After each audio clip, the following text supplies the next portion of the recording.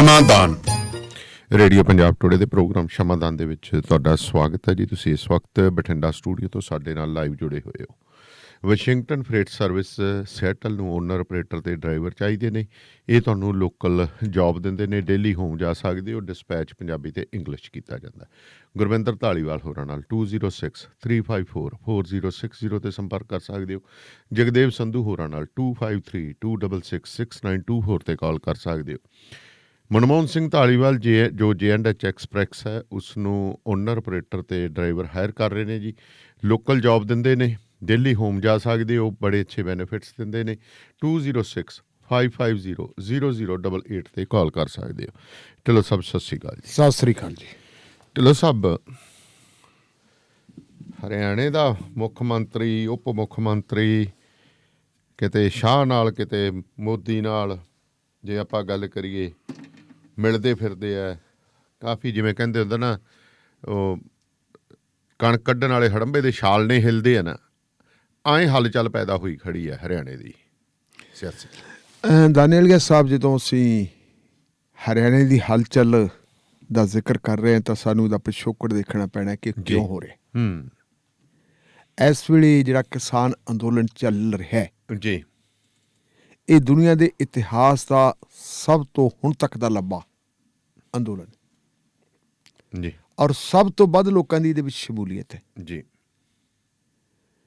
ਤੇ ਵੱਡੀ ਗੱਲ ਇਹ ਹੈ ਕਿ ਸਾਰੇ ਬੰਦੇ ਆਪਣੇ ਜਿਹੜਾ ਹੈ ਇਸ ਅਕੀਦੇ ਪ੍ਰਤੀ ਪ੍ਰਤੀਬੱਧ ਹੈ। ਸ਼ਾਂਤਮਈ ਅੰਦੋਲਨ ਕਿ ਕਿੰਨਾ ਮਰਜ਼ੀ ਹੈ ਸਾਨੂੰ ਲੜਾਈ ਲੜਨੀ ਪੈ ਜੇ, ਅਸੀਂ ਉਹ ਲੜਾਂਗੇ। ਸ਼ਾਂਤਮਈ ਤਾਂ ਆਪਦੀ ਥਾਂ ਤੇ ਹੈ ਹੀ ਹੈਗਾ। ਇਸ ਅੰਦੋਲਨ ਨੇ ਕਿੱਡੀ ਵੱਡੀ ਸਿਆਸੀ ਹਲਚਲ ਪੈਦਾ ਕਰਨੀ ਸੀ।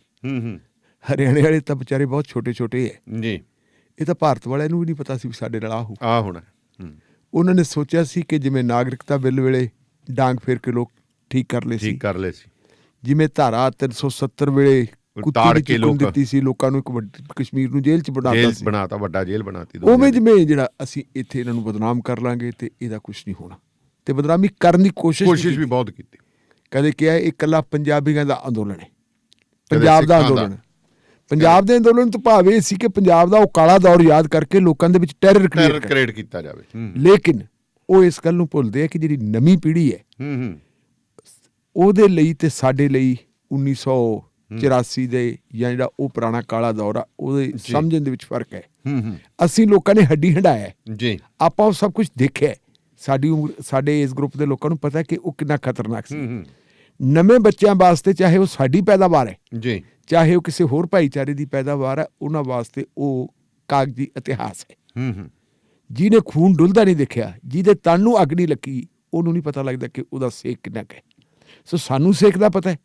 ਇਹਨਾਂ ਨੇ ਕਿਹਾ ਸੀ ਕਿ ਸ਼ਾਇਦ ਸਾਰੇ ਹਿੰਦੁਸਤਾਨ 'ਚ ਇਹਨਾਂ ਨੂੰ ਇਹ ਬਦਨਾਮ ਕਰਦੇ। ਇਹਨਾਂ ਨੇ ਉਹ ਕੀਤਾ, ਗੱਲ ਨਾ ਬਣੀ। ਫਿਰ ਕਿਹਾ ਖਾਲਿਸਤਾਨੀ ਅੰਦੋਲਨ ਹੈ।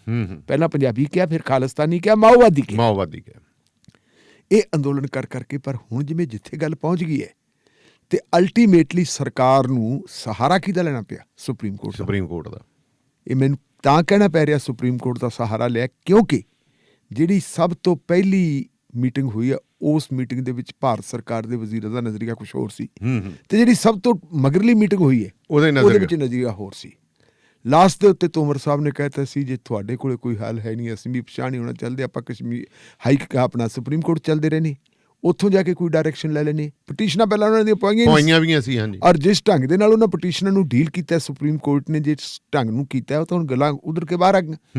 ਪਹਿਲਾਂ ਇਹ ਇਲਜ਼ਾਮ ਲਾਇਆ ਗਿਆ ਕਿ ਜਾਣ ਬੁੱਝ ਕੇ ਜਿਹੜੇ ਹੈਗੇ ਕਿਸਾਨਾਂ ਦੇ ਵਕੀਲ ਨਹੀਂ ਆਏ, ਪਰ ਦੁਸ਼ਯੰਤ ਦੁਬੇ ਨੇ ਤਾਂ ਸਾਰੀ ਗੱਲ ਹੀ ਕਰਤੀ, ਖਤਮ ਹੀ ਕਰਤੀ। ਤਾਂ ਜਿਵੇਂ ਕਹਿੰਦੇ ਹੁੰਦੇ ਤੌੜੇ ਚੋਂ ਢੱਕਣ ਚੱਕਤਾ, ਉਹ ਚੋਂ ਬਦਬੂ ਮਾਰਨ ਲੱਗੀ। ਉਹ ਕਹਿੰਦਾ ਜਿੱਦਣ ਇਹ ਮਾਮਲੇ ਦੀ ਸੁਣਵਾਈ ਹੋਈ ਹੈ, ਅਦਾਲਤ ਨੇ ਕਹਿਤਾ ਸੀ ਸੁਣਵਾਈ ਮੁਕੰਮਲ, ਕੱਲ੍ਹ ਨੂੰ ਅਸੀਂ ਆਰਡਰ ਸੁਣਾਵਾਂਗੇ। ਉਹ ਕਹਿੰਦਾ ਮੈਂ ਇਹ ਬੇਨਤੀ ਕੀਤੀ ਸੀ ਮਾਨਯੋਗ ਸੁਪਰੀਮ ਕੋਰਟ ਨੂੰ, ਜਿਹੜੇ ਬੈਂਚ ਨੂੰ, ਕਿ ਸਾਨੂੰ ਕਿਰਪਾ ਕਰਕੇ ਇੱਕ ਦਿਨ ਹੋਰ ਦਿਓ। ਜੇ ਤੁਸੀਂ ਇੱਕ ਦਿਨ ਹੋਰ ਦਿਓਗੇ ਤਾਂ ਅਸੀਂ ਕਿਸਾਨਾਂ ਤੋਂ ਇਨਸਟਰਕਸ਼ਨ ਲੈ ਲੈਣੇ ਕਿ ਉਹ ਕਿਸੇ ਹੱਲ ਤੇ ਪਹੁੰਚਣਾ ਚਾਹੁੰਦੇ। ਉਹਨਾਂ ਨੇ ਕਿਹਾ ਨਹੀਂ, ਕੋਈ ਨਹੀਂ ਮਿਲਣਾ।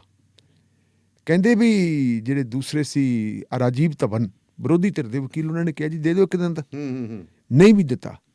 ਅਗਲੇ ਦਿਨ ਸੁਣਾਉਣਾ ਤਾਂ ਆਰਡਰ ਸੀ, ਜਦੋਂ ਆਰਡਰ ਸੁਣਨ ਵਾਸਤੇ ਵਕੀਲਾਂ ਨੇ ਕੀ ਲੈਣ ਜਾਣਾ, ਉਹ ਤਾਂ ਕੋਈ ਨਹੀਂ ਜਾਂਦਾ, ਤਾਂ ਕੋਈ ਵੀ ਨਹੀਂ ਜਾਂਦਾ। ਉਹਦਾ ਆਰਡਰ ਦੀ ਤਾਂ ਬਾਅਦ ਮੁਨਸ਼ੀ ਲੈ ਆਉਂਦਾ ਜਾਂ ਪਤਾ ਲੱਗ ਜਾਂਦਾ ਨੈਟ ਦੇ ਉੱਤੇ ਜੋ ਆ ਗਿਆ। ਤੇ ਅਖੀਰ ਕਹਿੰਦੇ ਜੀ ਸੁਣਵਾਈ ਦੁਬਾਰਾ ਸ਼ੁਰੂ ਕਰ ਲਈ। ਅੱਛਾ, ਸੁਪਰੀਮ ਕੋਰਟ ਨੇ ਦੁਬਾਰਾ ਸੁਣਵਾਈ ਸ਼ੁਰੂ ਲੈ, ਕੀਤੀ ਹੈ ਨਾ, ਦੱਸੋ। ਦੁਬਾਰਾ ਸੁਣਵਾਈ ਸ਼ੁਰੂ ਕਰਕੇ ਜੀ ਕਹਿੰਦੇ ਉਹ ਨਹੀਂ ਆਏ ਤੇ ਆਰਡਰ ਸੁਣਾਤਾ ਜੀ ਅਸੀਂ ਟੀਮ ਆਪਣੀ ਇੱਕ ਕਮੇਟੀ ਬਣਾਵਾਂਗੇ ਤੇ ਕਮੇਟੀ ਵੀ ਬਣਾਤੀ। ਇਹ ਸਾਰੇ ਕੁਛ ਦੇ ਬਾਵਜੂਦ ਵੀ ਕਿਸਾਨ ਅੰਦੋਲਨ ਠੱਲ ਨਹੀਂ ਪੈ ਰਹੀ, ਉਹਨੂੰ ਉਹ ਸਗੋਂ ਹੋਰ ਤਿੱਖਾ ਹੋ ਤਿੱਖਾ ਹੋ ਰਿਹਾ। ਤੇ ਇਸ ਤਿੱਖਾਪਣ ਦਾ ਜਿਹੜਾ ਹੈਗਾ ਹਰਿਆਣੇ ਦੇ ਵਿੱਚ ਸੇਕ ਪਹਿਲਾਂ ਹੀ ਲੱਗ ਗਿਆ ਸੀ। ਹਰਿਆਣੇ ਦੇ ਵਿੱਚ ਸਭ ਤੋਂ ਪਹਿਲਾਂ ਮਨੋਹਰ ਲਾਲ ਖੱਟਰ ਨੂੰ ਅੰਬਾਲੇ ਦੇ ਵਿੱਚ ਕਿਸਾਨਾਂ ਨੇ ਘੇਰਿਆ, ਮੁੜ ਕੇ ਕਰਨਾਲ ਚ ਹੋ ਗਿਆ, ਮੁੜ ਕੇ ਜਿਹੜਾ ਹੈਗਾ ਦੁਸ਼ਯੰਤ ਸਿੰਘ ਚੌਟਾਲਾ ਦਾ ਪੱਟਿਆ, ਉਹਦਾ ਹੈਲੀਪੈਡ ਨਹੀਂ ਪੱਟਤਾ, ਉਹਦਾ ਹੈਲੀਕਾਪਟਰ ਨਹੀਂ ਉਤਰ ਦਿੱਤਾ, ਉਹਨੂੰ ਸੜਕ ਰਸਤੇ ਵੀ ਨਹੀਂ ਆਉਣ ਦਿੱਤਾ। ਤੇ ਫਿਰ ਕਰਨਾਲ ਦੇ ਵਿੱਚ ਜੋ ਕੁਛ ਇਹਨਾਂ ਨਾਲ ਹੋਇਆ ਆਪਣੇ ਖੱਟਰ ਸਾਹਿਬ ਨਾਲ, ਉਹ ਤਾਂ ਪੰਜਾਬੀ ਚਾਹਦੇ ਹੁੰਦੇ ਆਪਣੇ ਵੀ ਉਹ ਤਾਂ ਖੇਤ ਪਏ ਗਧੇ ਨਾਲ ਨਹੀਂ ਹੁੰਦੀ, ਜਿਹੜੀ ਉਹ ਹੋਈ ਹੈ। ਹੁਣ ਹਾਲਾਤ ਇਹ ਬਣੇ ਪਏ ਹੈ ਕਿ ਜਿਹੜੀ JJP ਹੈ, ਜਨ ਹਿਤ ਜਨਤਾ ਪਾਰਟੀ, ਉਹਦੇ MLA ਜਿਹੜੇ ਹੈਗੇ, ਉਹਨਾਂ ਦੇ MLA ਦਾ ਜਿਹੜਾ ਝੁਕਾਇਆ ਉਹ ਐਜੀਟੇਟਰਾਂ ਵੱਲ ਨੂੰ ਹੋ ਗਿਆ। ਹੋਣਾ ਵੀ ਚਾਹੀਦਾ ਸੀ। ਤੇ ਹੋਇਆ ਕਿਉਂ? ਕਾਰਨ ਇਹਦਾ ਇਹ ਹੈ ਕਿਉਂਕਿ JJP ਨੇ ਇਹ ਸਾਬਤ ਕਰਨ ਦਾ ਯਤਨ ਕੀਤਾ ਸੀ ਪਿਛਲੀਆਂ ਇਲੈਕਸ਼ਨਾਂ ਦੇ ਵਿੱਚ ਕਿ ਚੌਧਰੀ ਦੇਵੀ ਲਾਲ ਦੇ ਅਸਲ ਵਾਰਸ ਅਸੀਂ ਹਾਂ, ਤਾਂ ਹੀ ਉਹਨਾਂ ਨੂੰ ਸੀਟਾਂ ਮਿਲ ਗਈਆਂ, ਤਾਂ ਹੀ ਬਿੱਲੂ ਇੱਕ ਤੇ ਰਹਿ ਗਏ। ਜਨ ਨਾਇਕ ਜਨਤਾ ਪਾਰਟੀ ਉਹਨਾਂ ਨੇ ਤਾਂ ਹੀ ਰੱਖੀ ਸੀ, ਜਨ ਨਾਇਕ ਚੌਧਰੀ ਜਨ ਨਾਇਕ ਹੁੰਦੇ ਸੀ, ਜਨ ਨਾਇਕ ਹੁੰਦੇ ਸੀ, ਅਸੀਂ ਜਨ ਨਾਇਕ ਦੇ ਵਾਰਸ, ਪਬਲਿਕ ਹੀਰੋ, ਲੋਕਾਂ ਦੇ ਹੀਰੋ, ਪਬਲਿਕ ਹੀਰੋ। ਉਹਨਾਂ ਨੇ ਕਿਹਾ ਸੀ ਕਿ ਜੀ ਅਸੀਂ ਕਿਸਾਨਾਂ ਦੀ ਖਾਤਰ ਲੜਾਂਗੇ। ਹੁਣ ਕਿਸਾਨ ਜਦੋਂ ਆਪਣੀ ਜ਼ਿੰਦਗੀ ਦਾ, ਆਪਣੀ ਹੋਂਦ ਦਾ ਜਿਹੜਾ ਸਭ ਤੋਂ ਵੱਡਾ ਸੰਘਰਸ਼ ਲੜ ਰਹੇ ਹੈ ਜੀ, ਉਸ ਵੇਲੇ ਦੁਸ਼ਯੰਤ ਸਿੰਘ ਚੌਟਾਲਾ ਜਿਹੜਾ ਹੈਗਾ ਉਹ ਬੈਠਾ ਜੀ ਉੱਥੇ ਆਪਣੇ ਦਿੱਲੀ ਤਾਂ ਉਹਦੇ ਦਿੱਲੀ ਬੈਠਣ ਦਾ ਨਤੀਜਾ ਇਹ ਹੋਇਆ ਕਿ ਥੋੜਾ ਜਿਹਾ ਫਿਰ ਉਹਦਾ ਅਸਰ ਇੱਥੇ ਵੀ ਪਿਆ। ਇੱਥੇ ਜਦੋਂ ਅਸਰ ਪਿਆ ਤੇ ਇਸ ਅਸਰ ਦਾ ਰੰਗ ਹੋਇਆ। ਸਭ ਤੋਂ ਪਹਿਲਾਂ ਤੁਸੀਂ ਦੇਖੋ ਵੀ ਆਪਣੇ ਨੇ ਕੀ ਨਾਮ ਹੈ ਚਾਚੇ ਨੇ, ਉਹਨੇ ਕੰਡੀਸ਼ਨਲ ਅਸਤੀਫਾ ਦੇ ਦਿੱਤਾ ਤੇ ਹੁਣ MLA ਨੇ ਕਹਿਤਾ ਜੀ ਅਸੀਂ ਦਿਖਾਵਾਂਗੇ ਰੰਗ, ਜਾਂ ਤਾਂ ਤੁਸੀਂ ਆ ਜਾਓ ਨਹੀਂ ਫਿਰ ਅਸੀਂ ਵੀ ਚੱਲੇ। ਉਹਦਾ ਬਾਅਦ ਫਿਰ ਨਤੀਜਾ ਕੀ ਹੋਇਆ ਕਿ ਉਹ MLA ਨਾਲ ਰਾਏ ਮਸ਼ਵਰਾ ਕਰਨ ਤੋਂ ਬਾਅਦ ਪਹੁੰਚੇ ਦਿੱਲੀ, ਅਮਿਤ ਸ਼ਾਹ ਕੋਲ, ਤੇ ਦਿੱਲੀ ਨਾਲ ਫਿਰ ਗਿਆ ਮਨੋਹਰ ਲਾਲ ਖੱਟਰ ਵੀ ਹਕੂਮਤ ਦੀ ਲੈਟੇ ਹੋ ਲੈਂਦਾ। ਅਮਿਤ ਸ਼ਾਹ ਨਾਲ ਗੱਲਬਾਤ ਕੀਤੀ। ਅਮਿਤ ਸ਼ਾਹ ਨਾਲ ਗੱਲਬਾਤ ਕਰਨ ਤੋਂ ਬਾਅਦ ਬਾਹਰ ਆ ਕੇ ਪ੍ਰੈਸ ਵਾਲਿਆਂ ਨੂੰ ਇਹ ਪ੍ਰਭਾਵ ਦਿੱਤਾ ਕਿ ਸਭ ਕੁਝ ਠੀਕ ਠਾਕ ਹੈ, ਅਸੀਂ ਤੰਦਰੁਸਤ ਹਾਂ, ਕੋਈ ਸਾਡੀ ਗੱਲ ਨਹੀਂ, ਸਰਕਾਰ ਚੱਲੂਗੀ, ਸਰਕਾਰ ਨੂੰ ਕੋਈ ਰੌਲਾ ਨਹੀਂ। ਲੇਕਿਨ ਉਹ ਤੋਂ ਬਾਅਦ ਦੁਸ਼ਯੰਤ ਸਿੰਘ ਚੌਟਾਲਾ ਕੱਲਾ ਮਿਲ ਜਾਂਦਾ ਮੋਦੀ ਸਾਹਿਬ ਨੂੰ, ਤੇ ਮੋਦੀ ਸਾਹਿਬ ਨੂੰ 1 ਘੰਟੇ ਤੱਕ ਮਿਲਦਾ। ਘੰਟੇ ਤੱਕ ਜਦੋਂ ਫਿਰ ਬਾਹਰ ਆਉਂਦਾ ਹੈ, ਬਾਹਰ ਆਉਣ ਦੇ ਉੱਤੇ ਉਹਨੇ ਪੱਤਰਕਾਰਾਂ ਨੇ ਪੁੱਛਿਆ ਵੀ ਦੱਸੋ ਜੀ ਕੁਛ, ਤੇ ਉਹ ਦੱਸਣਾ ਫਿਰ ਕੀ ਸੀ, ਚੁੱਪ ਕਰਕੇ ਵਾਪਸ ਆ ਗਿਆ। ਹੁਣ ਵੱਡੀ ਗੱਲ ਇਹ ਕੀ ਹੈ ਕਿ ਜ਼ਮੀਨ ਖਿਸਕਦੀ ਜਾ ਰਹੀ ਹੈ। ਖਿਸਕਦੀ ਜ਼ਮੀਨ ਨੂੰ ਸੰਭਾਲਣ ਵਾਸਤੇ ਜਿਹੜਾ ਹੈਗਾ ਬਿੱਲੂ ਚੌਟਾਲਾ ਆ ਗਿਆ। ਉਹ ਕਹਿੰਦਾ ਮੈਂ ਚੌਧਰੀ ਦੇਵੀ ਲਾਲ ਦਾ ਪੋਤਰਾ, ਇਹਦਾ ਪੜਪੋਤਰਾ ਤਾਂ ਉਹਦੀ ਵਿਚਾਰਧਾਰਾ ਨੂੰ ਤਿਆਗ ਗਿਆ ਤੇ ਮੈਂ ਖੜਾ ਤੁਹਾਡੇ ਨਾਲ। ਦਾਣੇਵਾਲੀਆ ਸਾਹਿਬ ਜਿਹੜੀ ਮੈਨੂੰ ਜਾਣਕਾਰੀ ਮਿਲੀ ਹੈ, ਕਹਿੰਦੇ ਵੀ ਉਹਨੇ ਇਕੱਠ ਕੀਤਾ, ਇਕੱਠ ਕਰਕੇ ਉਹਨੇ ਲੋਕਾਂ ਤੋਂ ਕਹਾਇਆ ਵੀ ਭਾਈ ਤੁਸੀਂ ਦੇਖ ਲਓ, ਜੇ ਹੁਣ ਕਹੋਗੇ ਤਾਂ ਮੈਂ ਅਸਤੀਫਾ ਦੇ ਦੇਣਾ, ਪਰ ਮੈਨੂੰ ਇੱਕ ਵਚਨ ਦਿਓ। ਉਹਨੇ ਵਚਨ ਲਏ ਲੋਕਾਂ ਤੋਂ ਕਿ ਤੁਸੀਂ BJP ਨੂੰ ਤੇ JJP ਨੂੰ ਪਿੰਡਾਂ 'ਚ ਨਹੀਂ ਵੜਨ ਦਿਓ। ਲੋਕਾਂ ਨੇ, ਤੁਹਾਨੂੰ ਪਤਾ ਹਰਿਆਣਵੀ ਜਿਵੇਂ ਜੋ ਕੁਛ ਕਰਦੇ ਹਰਿਆਣਵੀਆਂ ਨੇ ਜਕਾਰੇ ਛੱਡਤੇ ਵੀ ਬਿਲਕੁਲ ਨਹੀਂ ਅਸੀਂ ਵੜਨ ਦੇਵਾਂਗੇ। ਤੇ ਨਤੀਜਾ ਹੈਗਾ ਰਾਤੋਂ ਰਾਤ ਜਿਹੜਾ ਜਨ ਨਾਇਕ ਜਨਤਾ ਪਾਰਟੀ ਦਾ ਬੇਸ ਹੈ, ਉਸ ਬੇਸ ਦੇ ਵਿੱਚ ਰਾਤੋਂ ਰਾਤ ਉਹਨਾਂ ਨੇ ਬਹੁਤ ਵੱਡੇ ਜਿਹੜੇ ਹੈਗੇ ਆ ਬੋਰਡ ਲਾਤੇ ਪਿੰਡਾਂ ਦੇ ਬਾਹਰ ਕਿ ਕੋਈ ਜ਼ਰੂਰਤ ਨਾ ਕਰੇ ਇਸ ਪਿੰਡ 'ਚ ਵੜਨ ਦੀ। ਹਰਿਆਣੇ ਦੇ ਵਿੱਚ ਇਹ ਲੋਕਾਂ ਨੂੰ ਜਿਹੜੀ ਹੈਗੀ ਹੈ ਦਿਹਾਤੀ ਵੋਟ ਪਈ ਹੈ, ਕਿਸਾਨੀ ਦੀ ਵੋਟ ਪਈ ਹੈ। ਇਸ ਕਰਕੇ ਜਿਹੜਾ ਹੈਗਾ ਉਹ ਹਿਲਚਲ ਹੋ ਰਹੀ ਹੈ। ਉਸ ਹਿਲਚਲ ਨੇ ਫਿਰ ਇਹ ਪਤਾ ਨਰਿੰਦਰ ਮੋਦੀ ਸਾਹਿਬ ਜਿਹੜੇ ਬਹੁਤ ਬਿਜ਼ੀ ਹੈ, ਬੜੇ ਵੱਡੇ ਦੇਸ਼ ਦੇ ਪ੍ਰਧਾਨ ਮੰਤਰੀ ਹੈਗੇ, ਇੱਕ ਘੰਟਾ ਯਾਰ ਡਿਪਟੀ ਚੀਫ ਮਿਨਿਸਟਰ ਨੂੰ ਦੇਣਾ, ਉਹ ਵੀ ਦੂਜੀ ਪਾਰਟੀ ਦਾ। ਇਹਦਾ ਮਤਲਬ ਇਹ ਹੈ ਕਿ ਕੁਛ ਹੋਣੇ ਵਾਲਾ ਹੈ, ਇਹ ਹੋਣੇ ਵਾਲਾ ਹੈ ਜਿਹੜਾ ਹਰਿਆਣੇ 'ਚ ਹੋਣੇ ਵਾਲਾ ਹੈ। ਸ਼ੁਰੂਆਤ ਹਰਿਆਣੇ 'ਚ ਹੋਣੀ ਹੈ। ਇਹ ਤਾਂ ਅੰਦੋਲਨ ਨੂੰ ਡੀਸਟੇਬਲਾਈਜ਼ ਕਰਦੇ ਤੇ ਮੇਰਾ ਖਿਆਲ ਐਂ ਕਰਦੇ ਡੀਸਟੇਬਲਾਈਜ਼ ਖੁਦ ਨਾ ਹੋ ਜਾਣ। ਆਹ ਦੇਖੋ ਹੁਣ ਖਬਰਾਂ ਆ ਰਹੀਆਂ ਨੇ, ਪਤਾ ਨਹੀਂ ਕਿੰਨੀ ਕੁ ਸੱਚੀ ਹੈ ਕਿੰਨੀਆਂ ਕੁ ਝੂਠੀਆਂ, ਕਿਉਂਕਿ ਉਹ ਕੀ ਕਹਿੰਦੇ ਜਿਹੜੇ ਕਿਸਾਨ ਨੇਤਾ ਨੇ ਉਹਨਾਂ ਦਾ ਆਪਾਂ ਨੂੰ ਉਹ ਜਿਹੜਾ ਪ੍ਰੈਸ ਸਟੇਟਮੈਂਟ ਆ ਉਹਦੇ ਥੱਲੇ ਸਿਗਨੇਚਰ ਤਾਂ ਹੈ ਨਹੀਂ ਗੀ ਜੇ ਆ ਰਹੇ ਨੇ। ਕੀ ਕਹਿੰਦੇ ਜਿਹੜੇ ਭੁਪਿੰਦਰ ਸਿੰਘ ਮਾਨ ਆ ਉਹ ਕਹਿੰਦੇ ਵੀ ਮੈਂ ਤਾਂ ਭਾਈ ਤੁਹਾਡੀ ਸੁਪਰੀਮ ਕੋਰਟ ਵਾਲੀ ਕਮੇਟੀ 'ਚੋਂ ਮੈਨੂੰ ਫਾਰਗ ਕਰੋ, ਮੇਰੇ ਛਿੱਤਰ ਨਾ ਪਵਾਓ। ਕਹਿੰਦੇ ਹੁਣ ਇਹ ਤਾਂ ਕੋਈ ਵੀ ਬੰਦਾ, ਮੈਨੂੰ ਇਹ ਦੱਸੋ ਇਸ ਵੇਲੇ ਪੰਜਾਬ ਦੇ ਵਿੱਚ ਕੌਣ ਜ਼ਰੂਰਤ ਕਰੂਗਾ? ਨਾ ਕਿਸਾਨ ਅੰਦੋਲਨ ਦੀ ਮੁਖਾਲਫਤ ਕਰਨ ਦੀ ਜ਼ਰੂਰਤ ਕਰ ਸਕਦਾ ਕੋਈ? ਨਾ। ਥੋੜਾ ਬਹੁਤਾ ਕੀਤੀ ਸੀ ਹਰਜੀਤ ਸਿੰਘ ਗਰੇਵਾਲ ਨੇ, ਕੀ ਹੋ ਰਿਹਾ? ਸੁਰਜੀਤ ਕੁਮਾਰ ਜੈਨੀ ਨੇ ਕੀਤੀ ਸੀ, ਕੀ ਹੋ ਰਿਹਾ? ਦਿੱਲੀ ਤਾਂ ਭਾਵੇਂ ਰਹਿਣ ਲੱਗ ਜਾਣ, ਪੰਜਾਬ ਦੇ ਪਿੰਡਾਂ 'ਚ ਨਹੀਂ ਕੋਈ ਵੜਦਾ। ਤੇ ਭੁਪਿੰਦਰ ਸਿੰਘ ਮਾਨ ਜਿਹੜਾ ਹੈਗਾ ਬੜਾ ਲੈਂਡਲੌਰਡ ਹੈ। ਲੈਂਡਲੌਰਡ ਹੈ ਰਾਜ ਭੁਪਿੰਦਰ ਸਿੰਘ ਮਾਨ ਪਾਕਿਸਤਾਨ ਦਾ ਜੰਪਲ ਹੈ ਤੇ ਆਪਾਂ ਨੂੰ ਪਤਾ ਪਾਕਿਸਤਾਨ ਦੇ ਵਿੱਚ ਖੁੱਲ੍ਹੀਆਂ ਜ਼ਮੀਨਾਂ ਦੇ ਜਿਨ੍ਹਾਂ ਨੇ ਆਨੰਦ ਮਾਣੇ ਹਾਂਜੀ। ਇੱਧਰ ਆ ਕੇ ਵੀ ਮਤਲਬ ਜਿਹੜਾ ਹੈਗਾ ਉਹਨੇ ਇੱਕ ਚੰਗੇ ਅਗਾਂਹ ਵਧੂ ਫਾਰਮਰ ਦਾ ਆਪਦਾ ਇੱਕ ਇਮੇਜ ਬਣਾਇਆ ਜੀ। ਔਰ ਉਸੇ ਕੋਟੇ ਦੇ ਵਿੱਚ ਹੀ ਤਾਂ ਉਹਨੂੰ ਇੱਕ ਚੰਗੇ ਅਗਾਂਹ ਵਧੂ ਫਾਰਮਰ ਦੇ ਤੌਰ 'ਤੇ ਤਾਂ ਨਾਮਜ਼ਦ ਕੀਤਾ ਗਿਆ ਰਾਜ ਸਭਾ ਦੇ ਵਿੱਚ। ਤੇ ਅਗਲਾ ਕਹਿੰਦਾ ਵੀ ਚਲੋ ਆ ਜ਼ਿੰਦਗੀ ਦੇ ਆਖਰੀ ਮੌਕੇ ਦੇ ਉੱਤੇ ਜੇ ਨੇਕਨਾਮੀ ਨਹੀਂ ਲੈ ਕੇ ਜਾਣਾ ਨਾਲ ਤੇ ਬਦਨਾਮੀ ਤਾਂ ਨਾ ਲੈ ਕੇ ਜਾਣੀ। ਬਿਲਕੁਲ ਹਾਂਜੀ। ਸਵਾਲ ਕੱਲਾ ਇਹ ਨਹੀਂ ਕਿ ਭੁਪਿੰਦਰ ਸਿੰਘ ਮਾਨ ਦੀਆਂ ਪੀੜ੍ਹੀਆਂ ਨੂੰ ਵੀ ਖਮਿਆਜਾ ਭੁਗਤਣਾ ਪੈ ਸਕਦਾ, ਇਸ ਗੱਲ ਦਾ ਡਰ ਹੈ ਉਹਨੂੰ, ਤਾਂ ਹੀ ਸ਼ਾਇਦ ਉਹਨੇ ਇਹ ਗੱਲ ਕੀਤੀ ਹੋਵੇ। ਬਿਲਕੁਲ ਜੀ। ਚਲੋ ਤੇ ਇੱਧਰ ਫਿਰ ਈਸਰਾ ਦਲਿੱਦਰ ਜਾ ਦਲਿੱਦਰ ਦੀ ਜੜ ਚੁੱਲ੍ਹੇ ਪਾ ਤਾਂ ਅਕਸਰ ਆਪਾਂ ਕਹਿੰਦੇ ਸੀ, ਐਤਕੀ ਚੁੱਲ੍ਹੇ ਜੜ ਤਾਂ ਕਹਿੰਦੇ ਹੋਰ ਕਿਸੇ ਦੀ ਪਾਈ ਹੈ। ਫਿਰ ਲੋਹੜੀ ਹੈ ਜਿਹੜੀ ਉਹ ਕਾਨੂੰਨ ਦੀਆਂ ਕਾਪੀਆਂ ਵੀ ਸੜੀਆਂ ਤੇ ਜਿਹੜੇ ਤਿਲ ਪਾਏ ਨੇ ਉਹਨੇ ਤਿਲ ਹੋ ਕੇ ਤਿਲ ਤਾਂ ਮੱਚ ਹੀ ਰਹੇ ਸੀ, ਲੇਕਿਨ ਜਿਹੜੇ ਉੱਥੋਂ ਬਹਿਨ ਪੈਂਦੇ ਸੀ, ਜਿਹੜੇ ਵਿਅੰਗਾਤਮਕ ਗੀਤ ਗਾਏ ਜਾ ਰਹੇ ਸੀ ਜੀ, ਉਹਨਾਂ ਵਿਅੰਗਾਤਮਕ ਗੀਤਾਂ ਦੇ ਵਿੱਚੋਂ ਜਿਹੜੇ ਤੀਰ ਨਿਕਲਦੇ ਸੀ ਨਾ, ਉਹ ਤੀਰ ਕਿਤੇ ਹੋਰ ਹੀ ਲੱਗ ਰਹੇ ਸੀ ਜੀ। ਤੇ ਉਹ ਲੱਗ ਰਹੇ ਜਿੱਥੇ ਉਹ ਕਹਿੰਦੇ ਸੀ ਈਸਰ ਆ ਦਲਿੱਦਰ ਜਾ ਜੀ। ਮੈਂ ਤਾਂ ਨਹੀਂ ਹੁਣ ਕਹਿੰਦਾ ਕਿ ਕੋਈ ਫਿਰ ਸਾਡੇ ਆਪਣਾ ਫਲਾਨੇ ਦੀ ਜੜ ਚੁੱਲ੍ਹੇ ਪਾ, ਉਹ ਫਲਾਨੇ ਵਾਲੀ ਜੜ ਜਿਹੜੀ ਹੈ ਪੈਨ ਜੀ। ਸੋ ਪ੍ਰੋਗਰਾਮ ਸ਼ਮਾਦਾਨ ਦੇ ਵਿੱਚ ਅੱਗੇ ਗੱਲ ਵਧਾਉਣੇ ਆ ਥੋੜੀ ਜਿਹੀ, ਤੇ ਤੁਹਾਨੂੰ ਦੱਸ ਦਈਏ ਕਿ ਪ੍ਰੋਗਰਾਮ ਦੇ ਵਿੱਚ ਤੁਸੀਂ ਇਸ ਵਕਤ ਰੇਡੀਓ ਪੰਜਾਬ ਟੂਡੇ ਦੇ ਬਠਿੰਡਾ ਸਟੂਡੀਓ ਦੇ ਨਾਲ ਜੁੜੇ ਹੋਏ ਹੋ, ਤੇ ਖਬਰ ਨੂੰ ਥੋੜਾ ਜਿਹਾ ਅੱਗੇ ਵਧਾਉਣੇ ਆ ਤੇ ਢਿੱਲੋਂ ਸਾਹਿਬ ਨਾਲ ਗੱਲਬਾਤ ਚੱਲ ਰਹੀ ਹੈ। ਸੋ ਜੇਕਰ ਤੁਸੀਂ ਵੀ ਪ੍ਰੋਗਰਾਮ ਨੂੰ ਸਪਾਂਸਰ ਕਰਨਾ ਚਾਹੁੰਦੇ ਹੋ ਤੇ ਤੁਸੀਂ ਮੇਰੇ ਨਾਲ ਸੰਪਰਕ ਕਰ ਸਕਦੇ ਹੋ। ਤੇ ਫੋਨ ਨੰਬਰ ਹੈ ਜੀ 9780141741 9780141741 ਦੇ ਉੱਤੇ ਤੁਸੀਂ ਪ੍ਰੋਗਰਾਮ ਨੂੰ ਸਪਾਂਸਰ ਕਰਨ ਦੇ ਲਈ ਸੰਪਰਕ ਕਰ ਸਕਦੇ ਹੋ। ਸੋ ਗੱਲ ਚੱਲ ਰਹੀ ਸੀਗੀ ਈਸਰਾ ਦਲਿੱਦਰ ਜਾ ਦਲਿੱਦਰ ਦੀ ਜੜ ਚੁੱਲ੍ਹੇ ਪਾ ਜੀ। ਬਿਲਕੁਲ ਜੀ, ਬਿਲਕੁਲ। ਉਹ ਤਾਂ ਫਿਰ ਜਿਹੜੀ ਹੈ ਜਿੱਥੇ ਜਿਹਨੂੰ ਕਹਿੰਦੇ ਸੀ ਵੀ ਉਹਦੀ ਜੜ ਚੁੱਲ੍ਹੇ ਪਾ, ਉਹ ਰਿਹਾਇਸ਼ ਦਾ ਤੇ ਜਿੱਥੇ ਚੁੱਲ੍ਹੇ ਪੈਣ ਵਾਲੀ ਜੜ ਦੇ ਪੈਂਦੇ ਸੀ ਗੀਤ ਆਪਣਾ ਬੈਂਡ ਪੈਂਦੇ ਸੀ, ਉਹਦਾ ਫਰਕ ਕੋਈ ਵਾਲਾ ਨਹੀਂ, ਨੇੜੇ ਤੇੜੇ ਹੀ ਹੈ। ਤੇ ਉਹਦਾ ਨੇੜੇ ਤੇੜੇ ਦਾ ਨਤੀਜਾ ਆਪਾਂ ਨੂੰ ਪਤਾ ਹੀ ਹੈ। ਪਰ ਵੱਡੀ ਗੱਲ ਇੱਕ ਇਹ ਹੈ ਕਿ ਜਿਹੜੀ ਕੱਲ੍ਹ ਲੋਹੜੀ ਮਨਾਈ ਗਈ ਹੈ, ਇਹ ਲੋਹੜੀ ਇੱਕ ਵਿਲੱਖਣ ਲੋਹੜੀ ਸੀ। ਉਹ ਜਿਹੜੇ ਹੈਗੇ ਉੱਥੇ ਬੀਬੀਆਂ, ਉਹ ਈਸਰ ਆ ਦਲਿੱਦਰ ਦੇ ਨਾਲ ਦੂਜੇ ਦੁੱਲੇ ਭੱਟੀ ਨੂੰ ਵੀ ਯਾਦ ਕਰ ਰਹੀਆਂ ਸੀ।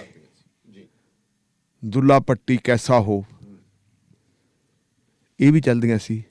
ਤੇ ਉਹਦੇ ਵਿੱਚ ਬਹੁਤ ਵਿਅੰਗਾਤਮਕ ਤਰੀਕੇ ਦੇ ਨਾਲ ਜਿਹੜੇ ਤੀਰ ਸਿੱਧੇ ਨਿਸ਼ਾਨੇ ਤੇ ਲੱਗ ਰਹੇ ਸੀ।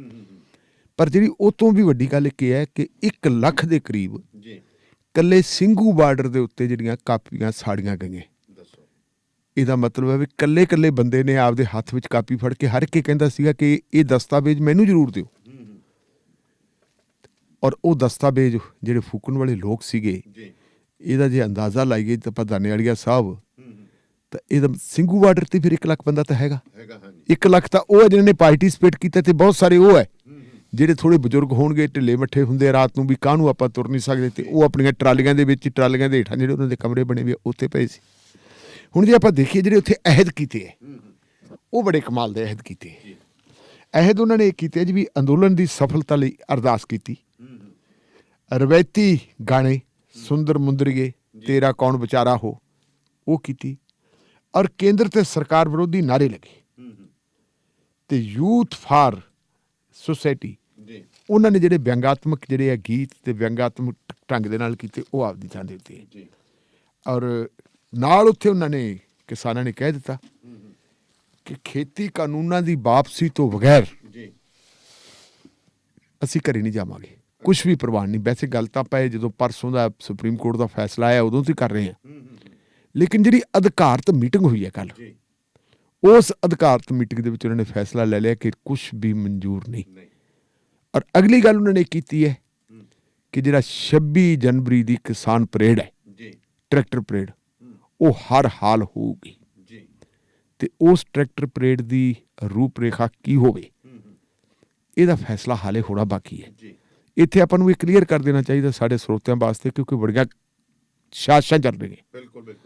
ਸਰਦਾਰ ਬਲਬੀਰ ਸਿੰਘ ਰਾਜੇਵਾਲ ਦੀ ਤਕਰੀਰ ਵੀ, ਔਰ ਅਖਬਾਰਾਂ ਦੇ ਵਿੱਚ ਜਿਹੜੀ ਉਹਨਾਂ ਦੀ ਅੱਜ ਚਿੱਠੀ ਪ੍ਰਕਾਸ਼ਿਤ ਹੋਈ ਹੈ, ਸੋਸ਼ਲ ਮੀਡੀਆ ਦੇ ਵਿੱਚ ਵੀ ਉਹਨਾਂ ਨੇ ਖੁੱਲ੍ਹੀ ਚਿੱਠੀ ਲਿਖੀ ਹੈ, ਉਸ ਖੁੱਲ੍ਹੀ ਚਿੱਠੀ ਦੇ ਰਾਹੀਂ ਜਿਹੜੀ ਉਹਨਾਂ ਨੇ ਕਿਸਾਨ ਭਾਈਚਾਰੇ ਨੂੰ ਅਪੀਲ ਕੀਤੀ ਹੈ, ਉਸ ਅਪੀਲ ਦੀ ਜਿਹੜੀ ਅੰਦਰਲੀ ਭਾਵਨਾ ਆਪਾਂ ਜੇ ਦੇਖੀਏ, ਉਹ ਅੰਦਰਲੀ ਭਾਵਨਾ ਬਹੁਤ ਕੁਝ ਦੱਸਦੀ ਹੈ।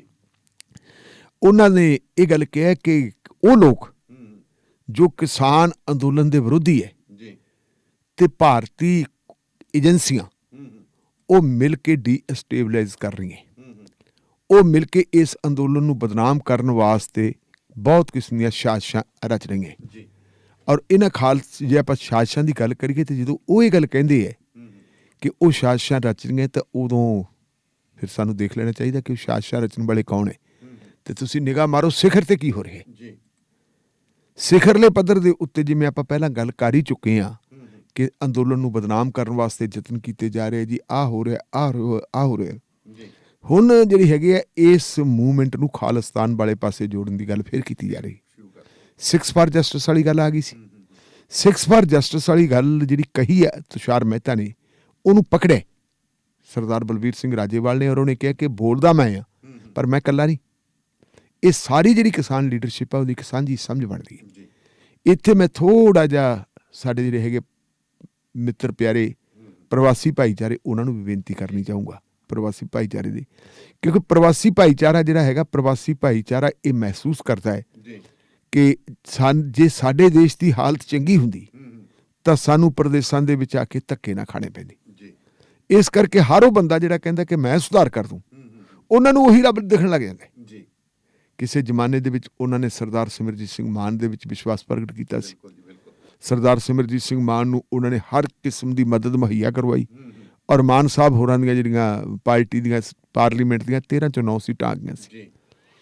ਫਿਰ ਉਹ ਤੋਂ ਬਾਅਦ ਇੱਕ ਸਮਾਂ ਉਹ ਆਇਆ ਜਦੋਂ ਸਰਦਾਰ ਮਨਪ੍ਰੀਤ ਸਿੰਘ ਬਾਦਲ ਨੇ ਖਟਕੜ ਕਲਾਂ ਪਿੰਡ ਦੇ ਵਿੱਚ ਖੜ ਕੇ ਸ਼ਹੀਦ ਆਜ਼ਮ ਭਗਤ ਸਿੰਘ ਦੇ ਪਿੰਡ ਦੀ ਮਿੱਟੀ ਚੁੱਕ ਕੇ ਕਸਮ ਲਈ ਸੀ ਕਿ ਨਿਜ਼ਾਮ ਬਦਲਾਂਗੇ, ਨਿਜ਼ਾਮ ਨੂੰ ਬਦਲੇ ਤੋਂ ਬਗੈਰ ਲੋਕਾਂ ਦਾ ਕੋਈ ਜਿਹੜਾ ਹੈਗਾ ਛੁਟਕਾਰਾ ਨਹੀਂ ਹੋਣਾ, ਜਿਹੜੀਆਂ ਵੱਖ-ਵੱਖ ਤਰ੍ਹਾਂ ਦੀਆਂ ਬਿਮਾਰੀਆਂ, ਔਰ ਇਹਨਾਂ ਬਿਮਾਰੀਆਂ ਦੀ ਖਾਤਰ ਸਾਰਾ ਸਿਸਟਮ ਚੇਂਜ ਕਰਨਾ ਪੈਣਾ।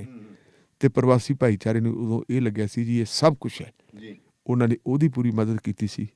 ਫਿਰ ਆਮ ਆਦਮੀ ਪਾਰਟੀ ਵਾਲੀ ਗੱਲ ਆ ਗਈ ਸੀ। ਆਮ ਆਦਮੀ ਪਾਰਟੀ ਵੇਲੇ ਤੁਹਾਨੂੰ ਪਤਾ ਵੀ ਝੋਲੀਆਂ ਭਰ ਭਰ ਕੇ ਜਿੰਨੀ ਉਹਨਾਂ ਦੀ ਪਹੁੰਚ ਸੀ ਉਹਨਾਂ ਨੇ ਪਹੁੰਚ ਤੋਂ ਵੱਧ ਜਾ ਕੇ ਪਹੁੰਚ ਤੋਂ ਵੱਧ ਸਾਰਾ ਕੁਛ ਦਿੱਤਾ। ਔਰ ਉਸ ਵੇਲੇ ਜਦੋਂ ਆਪਾਂ ਇਹ ਕਹਿੰਦੇ ਸੀ ਕਿ ਇਹ ਜਿਹੜੀ ਹੈਗੀ ਹੈ ਕਾਠ ਦੀ ਹਾਂਡੀ ਵਾਰ-ਵਾਰ ਨਹੀਂ ਚੜ੍ਹਦੀ ਹੁੰਦੀ, ਇਹ ਇੱਕ ਭੁਲੇਖਾ ਹੈ ਵੀ ਆਮ ਆਦਮੀ ਪਾਰਟੀ ਨੂੰ ਜਿਵੇਂ ਸਮਝਿਆ ਜਾ ਰਿਹਾ ਉਹ ਨਹੀਂ। ਤੇ ਦਾਨੇਵਾਲੀਆ ਸਾਹਿਬ ਤੁਹਾਨੂੰ ਵੀ ਤਾਂ ਬੁਰਾ ਭਲਾ ਕਹਿੰਦੇ ਸੀ, ਤੇ ਬੁਰਾ ਭਲਾ ਮੇਰੇ ਨਾਲ ਤਾਂ ਜਿਹੜੀ ਪਈ ਹੁੰਦੀ ਸੀ ਬਹੁਤ ਜ਼ਿਆਦਾ ਹੁੰਦੀ ਸੀ। ਬਾਅਦ ਦੇ ਵਿੱਚ ਜਦੋਂ ਤਜਰਬੇ ਨੇ ਸਾਬਤ ਕੀਤਾ ਕਿ ਜਦੋਂ ਭਾਰਤ ਤੋਂ ਚੱਲਣ ਵਾਲੇ ਜਾਂ ਭਾਰਤ ਤੋਂ ਬੋਲਣ ਵਾਲੇ ਸਾਰੇ ਚੈਨਲ, ਰੇਡੀਓ, ਪੱਤਰਕਾਰ ਇਹ ਬੋਲਦੇ ਹੁੰਦੇ ਸੀ ਕਿ ਜੀ ਆਮ ਆਦਮੀ ਪਾਰਟੀ ਤਾਂ ਆ ਗਈ, ਇਹ ਤਾਂ ਬਾਹਲੇ ਰੱਬ ਦਾ ਰੂਪ ਹੈ, ਤੇ ਆਪਾਂ ਉਹਨਾਂ ਦੀਆਂ ਕਮੀਆਂ ਪੇਸ਼ੀਆਂ ਕੱਢ ਕੇ ਦੱਸਦੇ ਹੁੰਦੇ ਸੀ ਕਿ ਆਹ ਚੀਜ਼ਾਂ ਨੇ ਇਹਨਾਂ ਨੂੰ ਅੱਗੇ ਨਹੀਂ ਵਧਣ ਦੇਣਾ, ਅੱਜ ਆਉਣਗੇ। ਤੇ ਉਹ ਸਾਰਾ ਕੁਛ ਜਦੋਂ ਆ ਗਿਆ, ਤੇ ਜਿਹੜੇ ਲੋਕ ਆਪਾਂ ਨੂੰ, ਸਾਡੇ ਭਰਾ, ਸਾਡੇ ਦੋਸਤ ਮਿੱਤਰ ਆਪਾਂ ਨੂੰ ਬੁਰਾ ਭਲਾ ਕਹਿੰਦੇ ਹੁੰਦੇ ਸੀ, ਅੱਜ ਕੱਲ੍ਹ ਆਪਣੇ ਬਹੁਤ ਵਧੀਆ ਮਿੱਤਰ ਹੈ। ਉਹਨਾਂ ਨੇ ਸਾਰਿਆਂ ਨੇ ਕਿਹਾ ਵੀ ਹਾਂ ਤੁਹਾਡਾ ਐਨਾਲਿਸਿਸ ਠੀਕ ਸੀ। ਤੇ ਫਿਰ ਅਸੀਂ ਹੁਣ ਇੱਥੇ ਕਹਾਣੀ ਚਾਹਾਂਗੇ ਕਿ ਐਨਾਲਿਸਿਸ ਸਾਡਾ ਹੁਣ ਵੀ ਉਸੇ ਪਾਸੇ ਨੂੰ ਜਾ ਰਿਹਾ। ਹੁਣ ਜਿਹੜੇ ਹੈਗੇ ਕੁਝ ਬੰਦਿਆਂ ਦੇ ਉੱਤੇ ਉਹਨਾਂ ਨੂੰ ਵਿਸ਼ਵਾਸ ਹੈ ਕਿ ਜੀ ਇਹ ਸਭ ਕੁਛ ਬਦਲ ਦੇਣਗੇ, ਪਰ ਉਹ ਉਹਨਾਂ ਨੇ ਆਪ ਦਾ ਬਹੁਤ ਕੁਛ ਬਦਲ ਲਿਆ। ਅਜੇ ਨਿਜ਼ਾਮ ਤਾਂ ਬਦਲਣੇ, ਆਪ ਦਾ ਕੁਛ ਬਹੁਤ ਕੁਛ ਬਦਲ ਲਿਆ, ਤੇ ਅਜੇ ਬਦਲਿਆ ਜਾਊਗਾ। ਕੋਈ ਲੋਕ ਤਾਂ ਉਹਦੇ ਵਿੱਚੋਂ ਕੱਢਦੇ ਆ ਜੀ ਆਪਣੀ ਚੌਧਰ ਕਿ MLA MP ਬਣ ਜਾਣਗੇ। ਇੱਕ ਨੇ ਤਾਂ ਕੰਪੇਨ ਵੀ ਸਟਾਰਟ ਕਰਤੀ ਆ ਕੇ ਆਪਣੇ ਹਲਕੇ ਦੇ ਵਿੱਚ ਕਿ ਲਓ ਜੀ ਆਪਾਂ ਆਪਦੀ ਕੰਪੇਨ ਆ, ਕੋਈ CM ਬਣੀ ਜਾਂਦਾ। ਕੋਈ ਇਹ ਕਹਿ ਰਿਹਾ ਜੀ ਦੇਖੋ ਜਿਹੜਾ ਇਹ ਕਿਸਾਨ ਅੰਦੋਲਨ ਸੀ, ਕਿਸਾਨ ਅੰਦੋਲਨ ਤਾਂ ਉਨੀ ਦੇਰ ਤੱਕ ਸੀ ਜਦੋਂ ਕਿਸਾਨ ਸੀ, ਹੁਣ ਕਿਸਾਨਾਂ ਤੋਂ ਇਹ ਅੰਦੋਲਨ ਬਾਹਰ ਨਿਕਲ ਗਿਆ। ਕੋਈ ਗੈਬੀ ਸ਼ਕਤੀ, ਕੋਈ ਜਿਹੜੀ ਹੈਗੀ ਆ ਰੱਬੀ ਸ਼ਕਤੀ ਨੂੰ ਚਲਾ ਰਹੀ ਹੈ, ਗੁਰੂ ਨਾਨਕ ਸਾਹਿਬ ਨੂੰ ਚਲਾ ਰਹੇ ਹੈ। ਇਸ ਕਰਕੇ ਹੁਣ ਇਹ ਸੰਗਤੀ ਰੂਪ ਅਖਤਿਆਰ ਕਰ ਗਿਆ। ਤੇ ਇਹਦਾ ਜਿਹੜਾ ਹੈਗਾ ਜੀ, ਜੋ ਸਾਰੇ ਲੋਕ ਕਹਿੰਦੇ ਉਹਨਾਂ ਦੀ ਸਾਰਿਆਂ ਦੀ ਰਾਏ ਨਾਲ ਸੰਗਤੀ ਤਰੀਕੇ ਨਾਲ ਚੱਲਣਾ ਚਾਹੀਦਾ। ਸਾਡੀ ਰਾਏ ਲਈ ਜਾਵੇ, ਮਤਲਬ ਉਹ ਰਾਇ ਦੇਣ ਵਾਸਤੇ ਵੀ ਆ ਗਏ। ਤੇ ਸਾਡੇ ਬਹੁਤ ਸਾਰੇ ਸੱਜਣ ਬੋਲਦੇ, ਹੁਣ ਕਈ ਵਾਰੀ ਪ੍ਰਾਈਵੇਟ ਗੱਲਬਾਤ ਵੀ ਕਰਦੇ, ਉਹ ਕਹਿੰਦੇ ਜੀ ਜੋ ਮਰਜ਼ੀ ਆ ਕਰੋ, ਤੁਸੀਂ ਇਹਨਾਂ ਤੋਂ ਬਗੈਰ ਕੁਛ ਨਹੀਂ ਹੋਣੀ, ਇਹ ਜਿਹੜੀ ਹੈ ਨਾ ਜੂਥ ਤੋਂ ਬਗੈਰ ਕੁਛ ਨਹੀਂ ਹੋ ਸਕਦਾ। ਹੁਣ ਸਵਾਲ ਇਹ ਪੈਦਾ ਹੁੰਦਾ ਕਿ ਜਿਹੜੇ 1 ਲੱਖ ਕਾਪੀਆਂ ਰਾਤ ਸਾੜੀਆਂ, ਉਹ ਕਾਪੀਆਂ ਸਾੜਨ ਵਾਲੇ ਦੇ ਵਿੱਚ ਜਿਨ੍ਹਾਂ ਦੁਆਂ ਦੀ ਖਤਰ ਕਰਦੇ, ਕੀ ਉਹ ਉੱਥੇ ਮੌਕੇ ਤੇ ਮੌਜੂਦ ਸੀ? ਉਹ ਵੀ ਤਾਂ ਜੂਥ ਹੀ ਹੈ। ਜਿਹੜੇ 40 50 ਸਾਲ ਤੋਂ ਕਿਸਾਨ ਅੰਦੋਲਨ ਕਰਦੇ ਆ ਰਹੇ ਹੈ, ਉਹਨਾਂ ਦੇ ਨਾਲ ਜਿਹੜੇ ਲੋਕ ਗਏ ਆ, ਉਹਨਾਂ ਦੇ ਵਿੱਚ ਜਿਹੜੇ ਜੂਥ ਲੱਗੇ ਹੋਏ ਆ, ਤਾਂ ਜੂਥ ਬਿਲਕੁਲ ਆਗਿਆਕਾਰ ਹੋ ਕੇ ਜਿਹੜਾ ਡਿਸਿਪਲਨ ਉਹ ਉਹਦੇ ਮੁਤਾਬਕ ਕਰਦੇ। ਲੇਕਿਨ ਕੁਝ ਲੋਕ ਉਹ ਹੈ ਜਿਹੜੇ ਉਹਦੇ ਵਿੱਚੋਂ ਨਾਲ ਇਸ਼ਾਰੇ ਕਰਕੇ ਤੇ ਸਟੇਜਾਂ ਤੋਂ ਇਸ਼ਾਰੇ ਵੀ ਕੀਤੇ ਜਾਂਦੇ, ਤੇ ਨਾਲ ਇੱਕ ਗੱਲ ਹੈ ਕਿ ਖੁਦ ਮੁਖਤਿਆਰੀ ਚਾਹੀਦੀ ਹੈ। ਸਾਨੂੰ ਤਾਂ ਜੀ ਕਹਿੰਦੇ ਗੱਲ ਹੈ ਵੀ ਕਿਸਾਨੀ ਵਾਲੀ ਗੱਲ ਹੀ ਖਤਮ ਹੋ ਗਈ, ਹੁਣ ਤਾਂ ਕਿਹਦੀਆਂ ਪ੍ਰੋਬਲਮਸ ਖੜੀ ਕਿਉਂ ਹੈ, ਕਿਸਾਨੀ ਨੂੰ ਇਹ ਕਰਨਾ ਕਿਉਂ ਪਿਆ ਰਿਹਾ? ਇਸ ਕਰਕੇ ਜੀ ਇਹ ਸਾਰੇ ਦਾ ਸਾਰਾ ਇਹਦੇ ਬਾਰੇ ਸੋਚਣਾ ਪਊ ਕਿ ਆਪਣਾ ਘਰ ਬਣੇਗੀ। ਆਪਣਾ ਘਰ ਬਣਾਉਣ ਵੇਲੇ ਤਾਂ ਅਸੀਂ 47 ਤੋਂ ਲੱਗੇ ਵੀ ਪਏ, ਆਪਣਾ ਘਰ ਬਣਿਆ ਨਹੀਂ, ਲੇਕਿਨ ਹਰ ਵਾਰੀ ਅਸੀਂ ਇਹ ਦੇਖਦੇ ਹਾਂ ਕਿ ਉਹਦੇ ਵਿੱਚੋਂ ਖੂਨ ਖਰਾਬਾ ਨਿਕਲਦਾ ਹੈ। ਔਰ ਜੋ ਕੁਝ ਹੁਣ ਕੀਤਾ ਜਾ ਰਿਹਾ, ਜਿਵੇਂ ਇਹ ਕਹਿ ਰਹੇ ਹੈ ਰਾਜੇਵਾਲ ਸਾਹਿਬ ਕਿ ਜਿਹੜਾ ਕੁਝ ਸਾਡੇ ਕਹਿੰਦੇ ਤੇ ਉਹੀ ਕੁਝ ਉਹਨਾਂ ਨੇ ਕਹਿਣਾ ਸ਼ੁਰੂ ਕਰ ਦਿੱਤਾ। ਉਹਨਾਂ ਨੇ ਕਹਿਣਾ ਸ਼ੁਰੂ ਕਰ ਦਿੱਤਾ ਜੀ 6 ਫਾਰ ਜਸਟਿਸ ਵਾਲੀ ਗੱਲ ਆ ਗਈ। 6 ਫਾਰ ਜਸਟਿਸ ਦਾ ਮੇਰੀ ਸਮਝ ਮੁਤਾਬਕ ਭਾਰਤ ਦੇ ਵਿੱਚ, ਪੰਜਾਬ ਦੇ ਵਿੱਚ ਕੋਈ ਬਹੁਤਾ ਆਧਾਰ ਨਹੀਂ ਹੈ। ਜੇ ਉਹਨਾਂ ਨੇ ਕੋਈ ਉੱਥੇ ਮਤਲਬ ਕਿਸੇ ਕਿਸਮ ਦੀ ਅਪੀਲ ਕਰਤੀ ਹੈ, ਉਹਨਾਂ ਨੇ ਕੋਈ ਬਿਆਨ ਦਿੱਤਾ, ਉਸ ਬਿਆਨ ਨੂੰ ਭਾਰਤ ਸਰਕਾਰ ਨੇ ਐਂ ਸਮਝ ਲਿਆ ਕਿ ਜੀ ਇਹ ਸਮਝਿਆ ਨਹੀਂ, ਇਹ ਪਤਾ ਭਾਰਤ ਸਰਕਾਰ ਨੂੰ ਬਣਨਾ ਕੁਛ ਨਹੀਂ। ਉਹਨਾਂ ਨੂੰ ਪਤਾ ਕਿ ਇਸ ਬਹਾਨੇ ਦੇ ਨਾਲ ਇਸ ਅੰਦੋਲਨ ਨੂੰ ਬਦਨਾਮ ਕੀਤਾ ਜਾ ਸਕਦਾ ਹੈ। ਸਾਰੇ ਭਾਰਤ ਦਾ ਗੋਦੀ ਮੀਡੀਆ ਤੁਹਾਡੇ ਮਗਰ ਪਿਆ ਵਾ। ਸੋ ਕਈ ਚੀਜ਼ਾਂ ਦੇਖਣ ਵਾਲੀਆਂ ਇਹਦੇ ਵਿੱਚ, ਔਰ ਇਸ ਚੀਜ਼ ਨੂੰ ਜਿਹੜੀ ਸਾਡੀ ਕਿਸਾਨ ਲੀਡਰਸ਼ਿਪ ਚੰਗੀ ਤਰ੍ਹਾਂ ਸਮਝਦੀ ਹੈ। ਔਰ ਇਹੀ ਕਾਰਨ ਹੈ ਕਿ ਕਿਸਾਨ ਲੀਡਰਸ਼ਿਪ ਇਹ ਕਹਿੰਦੀ ਹੈ ਕਿ ਅੰਦੋਲਨ ਨੂੰ ਲੀਹ ਤੋਂ ਨਾ ਲੈਣ ਦਿਓ। ਜਿਹੜੀ ਕੱਲ੍ਹ ਅਪੀਲ ਕੀਤੀ ਹੈ, ਜਿਹੜੀ ਅੱਜ ਅਖਬਾਰਾਂ 'ਚ ਵੀ ਇਹ ਹੈ, ਇਹਨਾਂ ਨੇ ਰਾਜੇਵਾਲ ਸਾਹਿਬ ਨੇ, ਉਹਨਾਂ ਨੇ ਉਹ ਜਿਹੜੇ ਬੁੱਕਲ ਦੇ ਸੱਪ ਹੈ ਨਾ, ਅਸਲ 'ਚ ਇਸ਼ਾਰਾ ਉਹਨਾਂ ਦਾ ਬੁੱਕਲ ਦੇ ਸੱਪਾਂ ਵੱਲ ਹੈ ਕਿ ਤੁਸੀਂ ਨਾ ਭਾਈ ਕਿਤੇ ਥਿੜਕ ਜੇ ਕੋਈ ਐਸੀ ਗਏ ਪੈਸੇ। ਮੈਂ ਅੱਜ ਸਵੇਰੇ ਕਿਸੇ ਸੱਜਣ ਦਾ ਮੈਨੂੰ ਫੋਨ ਆਇਆ, ਉਹ ਕਹਿੰਦਾ ਜੀ ਯੂਨਿਟੀ ਨਹੀਂ ਹੋ ਰਹੀ। ਮੈਂ ਕਿਹਾ ਜੀ ਕਿਉਂ ਨਹੀਂ ਹੋ ਰਹੀ? ਕਹਿੰਦੇ ਜੀ ਅਸੀਂ ਟਰੈਕਟਰਾਂ ਦਾ ਇੰਤਜ਼ਾਮ ਕਰੀ ਜਾਂਦੇ, ਟਰੈਕਟਰ ਇੰਨੇ ਪਹੁੰਚ ਜਾਣਗੇ, ਪਰ ਇਹਨਾਂ ਟਰੈਕਟਰਾਂ ਨੂੰ ਬਾਰਡਰਾਂ ਤੇ ਖੜਾਇਆ ਜਾਊ ਕਿ ਅੰਦਰ ਬਾੜਿਆ ਜਾਊ। ਮੈਂ ਕਿਹਾ ਜੀ ਤਾਂ ਕਿਸਾਨ ਲੀਡਰਸ਼ਿਪ ਨੇ ਗੱਲ ਕਰਨੀ। ਕਹਿੰਦਾ ਜੀ ਜੇ ਬਾਰਡਰਾਂ ਤੇ ਖੜਾਉਣਾ ਤੇ ਫਿਰ ਲਿਜਾਣ ਦਾ ਫਾਇਦਾ ਕੀ ਹੋਇਆ? ਮੈਂ ਵੀ ਉਹਨਾਂ ਨੂੰ ਕਿਹਾ, ਮੈਂ ਕਿਹਾ ਜੀ ਗੱਲ ਇਹ ਹੈ ਵੀ ਤੁਸੀਂ ਚਾਹੁੰਦੇ ਕੀ ਹੋ? ਕਹਿੰਦੇ ਜੀ ਅਸੀਂ ਨਹੀਂ ਚਾਹੁੰਦੇ, ਮਤਲਬ ਕੁਛ ਮੈਸੇਜ ਗਲਤ ਆ ਰਹੇ ਹੈ। ਕੁਛ ਲੀਡਰ ਕਹਿੰਦੇ ਜੀ ਅੰਦਰ ਵੜਨਾ ਚਾਹੀਦਾ, ਕੁਛ ਕਹਿੰਦੇ ਕੀ। ਮੈਂ ਕਿਹਾ ਭਾਜੀ ਜਿੱਥੇ ਗੱਲ ਪਹੁੰਚ ਗਈ ਹੈ, ਜਿੱਥੇ ਤੱਕ ਅੰਦੋਲਨ ਪਹੁੰਚ ਗਿਆ ਤਾਂ ਅੰਦਰ ਨਹੀਂ ਬੜੇ।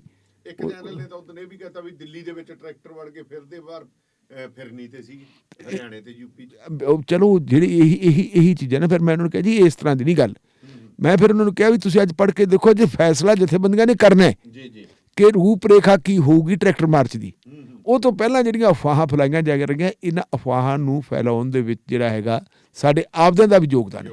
ਉਹਨਾਂ ਨੂੰ ਉੱਥੋਂ ਥੋੜ੍ਹਾ ਬਚਣਾ ਚਾਹੀਦਾ ਹੈ ਕਿ ਸਾਨੂੰ ਮਤਲਬ ਸਿਰਫ ਤੇ ਸਿਰਫ ਇੱਕੋ ਹੀ ਗੱਲ ਚਾਹੀਦੀ ਹੈ ਕਿ ਕਿਸਾਨ ਅੰਦੋਲਨ ਜਿਸ ਦਿਸ਼ਾ ਜਾ ਰਿਹਾ, ਜਿਹੜੀ ਲੀਡਰਸ਼ਿਪ ਲੈ ਕੇ ਜਾ ਰਹੀ ਹੈ, ਉਹਦੇ ਮੁਤਾਬਕ ਤੁਰਨਾ ਚਾਹੀਦਾ, ਨਾ ਕਿ ਲੀਡਰਸ਼ਿਪ ਨੂੰ ਆਪਣੇ ਮੁਤਾਬਕ ਤੁਰਨ ਦਾ ਯਤਨ ਕਰਨਾ ਚਾਹੀਦਾ।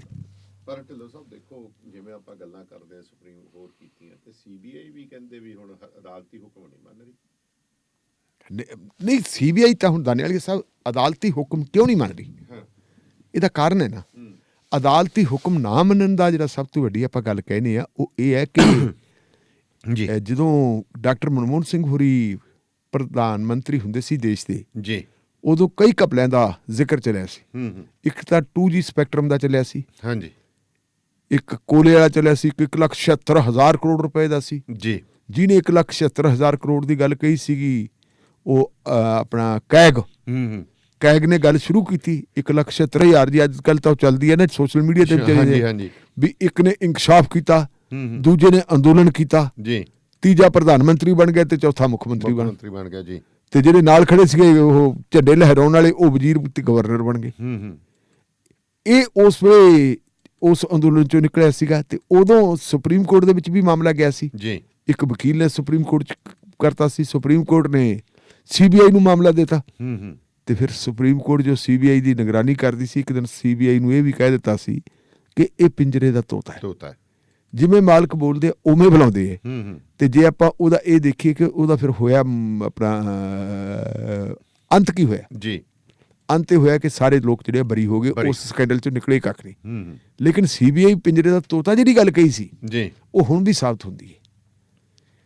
ਜਿਹੜਾ 2G ਸਪੈਕਟਰਮ ਹੈ, ਜਿਹੜਾ ਕੋਲਾ ਘਟੋਲਾ ਹੈ, ਉਹ ਅਣਹੋਇਆ ਸੀ। ਜੇ ਆਪਾਂ ਅਦਾਲਤੀ ਫੈਸਲਿਆਂ ਨੂੰ ਦੇਖਿਆ, ਅਣਹੋਇਆ ਅਪਰਾਧ ਸੀ। ਲੇਕਿਨ ਪੰਜਾਬ ਦੇ ਵਿੱਚ ਤਾਂ ਬੜਾ ਗੰਭੀਰ ਅਪਰਾਧ ਹੋਇਆ। ਸਾਹਿਬ ਸ਼੍ਰੀ ਗੁਰੂ ਗ੍ਰੰਥ ਸਾਹਿਬ ਦੇ ਬੀੜ ਸਾਹਿਬ ਦੀ ਚੋਰੀ ਹੋਣੀ, ਸਰੂਪ ਦੀ ਚੋਰੀ ਹੋਣੀ, ਫਿਰ ਚੁਣੌਤੀਆਂ ਦੇਣੀਆਂ, ਧਮਕੀਆਂ ਦੇਣੀਆਂ ਕਿ ਜੇ ਤੁਹਾਡੇ 'ਚ ਪਹੁੰਚਿਆ ਛਡਵਾ ਲਓ, ਇਸ਼ਤਿਹਾਰ ਲਾਉਣੇ, ਫਿਰ ਗੁਰੂ ਗ੍ਰੰਥ ਸਾਹਿਬ ਦੇ ਅੰਗਾਂ ਨੂੰ ਚੀਰ ਫਾੜ ਕਰਕੇ ਟੁਕੜੇ ਕਰਕੇ ਗਲੀਆਂ 'ਚ ਰੋਲਣਾ। ਜੇ ਅੰਦੋਲਨ ਕਰਦੇ ਆ ਤੇ ਅੰਦੋਲਨਕਾਰੀਆਂ ਦੇ ਉੱਤੇ ਡਾਂਗ ਭਰਾਉਣੀ, ਅੰਦੋਲਨਕਾਰੀਆਂ ਦੇ ਉੱਤੇ ਗੋਲੀਆਂ ਚਲਾਉਣੀਆਂ। ਕੋਟਕਪੂਰੇ ਦੇ ਵਿੱਚ ਸਿੰਘਾਂ ਨੂੰ ਜ਼ਖਮੀ ਕੀਤਾ ਤੇ ਬਾਈਬਲ ਕਲਾਂ ਦੇ ਵਿੱਚ 2 ਬੰਦਿਆਂ ਨੂੰ ਸ਼ਹੀਦ ਕੀਤਾ, ਗੁਰਜੀਤ ਸਿੰਘ ਤੇ ਕ੍ਰਿਸ਼ਨ ਭਗਵਾਨ ਸਿੰਘ। ਔਰ ਜਦੋਂ ਰੌਲਾ ਪੈ ਗਿਆ ਤੇ ਫਿਰ 2 ਕੇਸ ਜਿਹੜੇ ਹੈਗੇ ਸਿੱਧੇ CBI ਨੂੰ ਦਿੱਤੇ ਸੀ। ਉਹ ਕੇਸ ਕਿਹੜੇ ਸੀ ਜੀ? ਉਹ ਇੱਕ ਜਿਹੜਾ ਗੁਰੂ ਸਾਹਿਬ ਦੀ ਸਰੂਪ ਚੋਰੀ ਹੋਇਆ ਸੀ ਉਹਦੀ ਤਫਤੀਸ਼, ਤੇ ਦੂਜੀ ਤਫਤੀਸ਼ ਜਿਹੜੀ ਹੈਗੀ ਹੈ ਅੰਗਾਂ ਦੇ ਖਿਲਾਰਨ ਵਾਲੀ ਜੀ। ਲੇਕਿਨ ਜਿਹੜਾ 2 ਬੰਦੇ ਮਾਰੇ ਗਏ ਸੀ ਉਹਨੂੰ ਟੱਚ ਨਹੀਂ ਕੀਤਾ ਸੀ ਨਾ, ਉਹ CBI ਨੂੰ ਦਿੱਤੀ। CBI ਨੂੰ 2015 ਦੇ ਵਿੱਚ ਤਫਤੀਸ਼ ਦਿੱਤੀ ਜੀ, ਤੇ ਉਹ ਤਫਤੀਸ਼ ਜੀ ਚੱਲੀ ਜਾਂਦੀ ਹੈ, ਅਜੇ ਤੱਕ ਵੀ ਚੱਲੀ ਜਾਂਦੀ ਹੈ। ਅੱਛਾ ਜੀ। ਫਿਰ 2018 ਦੇ ਵਿੱਚ ਜਦੋਂ ਇਸ ਮਾਮਲੇ ਦੇ ਉੱਤੇ ਇੱਕ ਜਿਹੜਾ ਕਮਿਸ਼ਨ ਬਣਿਆ ਸੀ, ਉਹਨੇ ਆਪਣੀ ਰਿਪੋਰਟ ਦਿੱਤੀ, ਰਣਜੀਤ ਸਿੰਘ ਕਮਿਸ਼ਨ ਨੇ, ਔਰ ਉਸ ਕਮਿਸ਼ਨ ਦੀ ਰਿਪੋਰਟ ਨੂੰ ਲੈ ਕੇ ਪੰਜਾਬ ਦੀ ਵਿਧਾਨ ਸਭਾ ਦੇ ਵਿੱਚ ਬੜੀ ਗੰਭੀਰ ਚਰਚਾ ਹੋਈ ਸੀ ਜੀ। ਔਰ ਉਸ ਚਰਚਾ ਦੇ ਵਿੱਚ ਜਦੋਂ ਫਿਰ ਇੱਕ ਇਹ ਸਵਾਲ ਉੱਠਿਆ ਸੀ ਕਿ ਇਹਨਾਂ ਹਾਲਾਤਾਂ ਦੇ ਵਿੱਚ ਦੱਸੋ, ਆਪਾਂ ਰਣਜੀਤ ਸਿੰਘ ਕਮਿਸ਼ਨ ਦੀ ਰਿਪੋਰਟ ਦੇ ਆਧਾਰ ਤੇ ਦੀ ਤਫਤੀਸ਼ ਕਰਾਉਣੀ ਹੈ ਜੀ, ਇਹਦੀ ਤਫਤੀਸ਼ ਦਿੱਤੀ ਕਿਹਨੂੰ ਜਾਵੇ? ਜੀ, CBI ਨੂੰ ਦਿੱਤੀ ਜਾਵੇ ਜਾਂ ਕਿਸੇ ਹੋਰ ਏਜੰਸੀ ਨੂੰ ਦਿੱਤੀ ਜਾਵੇ? ਤਾਂ ਪੰਜਾਬ ਦੀ ਵਿਧਾਨ ਸਭਾ ਨੇ ਸਰਬਸੰਮਤੀ ਨਾਲ ਕਿਹਾ ਸੀ ਜੀ ਬਿਲਕੁਲ ਨਹੀਂ CBI ਨੂੰ ਦੇਣੀ ਚਾਹੀਦੀ। CBI ਜੇ 15 ਤੋਂ ਲੈ ਕੇ 3 ਸਾਲਾਂ ਦੇ ਵਿੱਚ 4 ਚ ਉਹਨਾਂ ਨੇ ਕੁਝ ਨਹੀਂ ਕੀਤਾ ਤੇ ਇਦੋਂ ਬਾਅਦ ਕੀ ਕਰੂਗੀ? ਉਹ ਤਾਂ ਜਿਹੜੀ ਹੈਗੀ ਹੈ ਇਸ ਚੀਜ਼ ਨੂੰ ਲਟਕਾ ਰਹੀ ਹੈ ਜੀ। ਔਰ HS ਫੂਲਕਰ ਸਾਹਿਬ ਨੇ ਕਿਹਾ ਸੀ ਕਿ CBI ਠੀਕ ਤਰੀਕੇ ਨਾਲ ਕੰਮ ਨਹੀਂ ਕਰ ਰਹੀ, ਤੇ ਫਿਰ ਇਹ ਕਿਹਾ ਸੀ ਕਿ ਇਸ ਮਾਮਲੇ ਨੂੰ ਜਿਹੜਾ ਹੈਗਾ CBI ਦੀ ਬਜਾਏ ਪੰਜਾਬ ਪੁਲਿਸ ਦੀ SIT ਦੇ ਹਵਾਲੇ ਕਰਤਾ ਹੈ। SIT ਬਣ ਗਈ। SIT ਨੇ ਜਦੋਂ ਉਹਦੀ ਮਾਮਲੇ ਦੀ ਸ਼ੁਰੂ ਤਫਤੀਸ਼ ਉਹਨਾਂ ਕੋਲੇ ਹੈ, ਲੇਕਿਨ ਪੰਜਾਬ ਦੀ ਵਿਧਾਨ ਸਭਾ ਨੇ ਇੱਕ ਰੈਜੂਲੇਸ਼ਨ ਪਾ ਕੇ ਤੇ ਨੋਟੀਫਿਕੇਸ਼ਨ ਜਾਰੀ ਕਰ ਦਿੱਤਾ ਸੀ। ਸਰਕਾਰ ਨੇ ਉਸ ਰੈਜੂਲੇਸ਼ਨ ਦੇ ਆਧਾਰ ਤੇ ਨੋਟੀਫਿਕੇਸ਼ਨ ਜਾਰੀ ਕੀਤਾ ਕਿ ਉਹਨਾਂ ਤੋਂ ਅਸੀਂ ਜਿਹੜੀ ਹੈ ਤਫਤੀਸ਼ ਵਾਪਸ ਲੈਣੀ ਹੈ। ਪਰ CBI ਕਹਿੰਦੇ ਇਸ ਤਾਂ ਤਫਤੀਸ਼ ਰੱਖਾਂਗੇ ਆਪਦੇ ਕੋਲ, ਤੁਸੀਂ ਕੌਣ ਹੈ ਲੈਣ ਵਾਲੇ? SIT ਨੇ ਆਪਣੇ ਪੱਧਰ ਤੇ ਗੱਲ ਸ਼ੁਰੂ ਕਰਤੀ, ਕਿਸੇ ਹੋਰ ਕੇਸ ਦੇ ਵਿੱਚ ਬੰਦੇ ਗ੍ਰਿਫਤਾਰ ਕਰ ਲਏ। ਮੋਗੇ ਦੇ ਵਿੱਚ ਸ਼ਾਇਦ ਕਿਸੇ ਬੱਸ ਨੂੰ ਅੱਗ ਲੱਗੀ ਸੀ, ਉਹਦੇ ਵਿੱਚ ਮਹਿੰਦਰਪਾਲ ਬਿੱਟੂ ਕੋਟਕਪੂਰੇ ਵਾਲੇ ਨੇ ਕਹਿਤਾ ਜੀ ਮੈਂ ਹਲਫੀਆ ਬਿਆਨ ਆਪਣਾ ਇਕਬਾਲੀਆ ਬਿਆਨ ਦੇ ਰਹੇ, ਤੇ ਇਕਬਾਲੀਆ ਬਿਆਨ ਦੇ ਵਿੱਚ ਉਹਨੇ ਕਹਿਤਾ ਜੀ ਤਾਂ ਸਾਰਾ ਕੁਝ ਕੀਤਾ ਕਰਾਈ ਅਸੀਂ ਆਹ ਬੰਦੇ ਸ਼ਾਮਲ ਸੀ। ਉਹਨੇ ਜਦੋਂ ਇਹ ਗੱਲ ਕਹਿਤੀ ਤਾਂ ਪੰਜਾਬ ਦੀ SIT ਨੇ ਚਿੱਠੀ ਲਿਖਤੀ CBI ਵਾਲਿਆਂ ਨੂੰ ਕਿ ਭਾਈ ਆਹ ਬੰਦੇ ਆ ਤੁਹਾਡੇ, ਤੁਸੀਂ ਤੇ ਕਰੋ। ਹਾਂਜੀ। ਤੇ ਆਪਾਂ ਜ਼ਿਕਰ ਵੀ ਕਰਦੇ ਰਹੇ ਕਿ CBI ਨੇ ਗੌਲੇ ਨਹੀਂ ਸੀ ਕਿਸੇ ਨੂੰ। ਹਾਂਜੀ। ਅਖੀਰ ਕੀ ਹੋਇਆ ਕਿ ਜਦੋਂ ਇੱਕ ਉਹਨਾਂ ਚ ਮੁਜਰਮਾਂ ਦੇ ਵਿੱਚੋਂ ਜਿਹਦੇ ਖਿਲਾਫ ਕਾਰਵਾਈ ਕੀਤੀ ਸੀ SIT ਨੇ, ਉਹ ਹਾਈ ਕੋਰਟ ਚਲਾ ਗਿਆ ਕਿ ਜੀ ਤਾਂ ਰਣਜੀਤ ਸਿੰਘ ਕਮਿਸ਼ਨ ਹੀ ਗਲਤ ਹੈ। ਹਾਈ ਕੋਰਟ ਨੇ ਕਹਿਤਾ ਰਣਜੀਤ ਸਿੰਘ ਕਮਿਸ਼ਨ ਵੀ ਠੀਕ ਹੈ, ਕਮਿਸ਼ਨ ਵੱਲੋਂ ਕਮਿਸ਼ਨ ਦੇ ਆਧਾਰ ਦੇ ਉੱਤੇ ਬਣਾਈ ਗਈ SIT ਵੀ ਠੀਕ ਹੈ। ਔਰ CBI ਕਹਿੰਦੇ ਜੀ CBI ਨੂੰ ਦੇ ਦਿਓ, ਕਹਿੰਦੇ ਨਾ CBI ਦਾ ਕੋਈ ਰੋਲ ਹੀ ਨਹੀਂ ਰਹਿ ਗਿਆ। ਜਦੋਂ ਨੋਟੀਫਿਕੇਸ਼ਨ ਜਾਰੀ ਕਰਤਾ, ਇਹ ਤਾਂ ਪੰਜਾਬ ਪੁਲਿਸ ਦੀ ਤਫਤੀਸ਼ ਕਰੂਗੀ। ਮਾਮਲਾ ਉੱਥੇ ਚਲਾ ਗਿਆ। ਫਿਰ ਵੀ SIT ਨੂੰ ਉਹਨਾਂ ਨੇ ਤਫਤੀਸ਼ ਨਹੀਂ ਦਿੱਤੀ। ਹਾਈ ਕੋਰਟ ਦੇ ਫੈਸਲੇ ਦੇ ਖਿਲਾਫ CBI ਸੁਪਰੀਮ ਕੋਰਟ ਚਲੀ ਗਈ। ਸੁਪਰੀਮ ਕੋਰਟ ਦੇ ਵਿੱਚੋਂ ਵੀ ਮਾਮਲਾ ਉੱਥੇ ਦਾ ਉੱਥੇ ਰਹਿ ਗਿਆ। ਹਾਈ ਕੋਰਟ ਦੇ ਫੈਸਲੇ ਨੂੰ ਠੀਕ ਕਰਤਾ ਤੇ ਗੱਲ ਫੇਰ ਮੁੜ ਕੁੜ ਕੇ ਕਿੱਥੇ ਆ ਗਈ ਜੀ? ਇੱਥੇ। ਹੁਣ ਇਹ ਆਪਾਂ ਗਏ ਸੀ ਉਹ ਪਿੰਡ ਫਰੀਦਕੋਟ ਕੋਲੇ।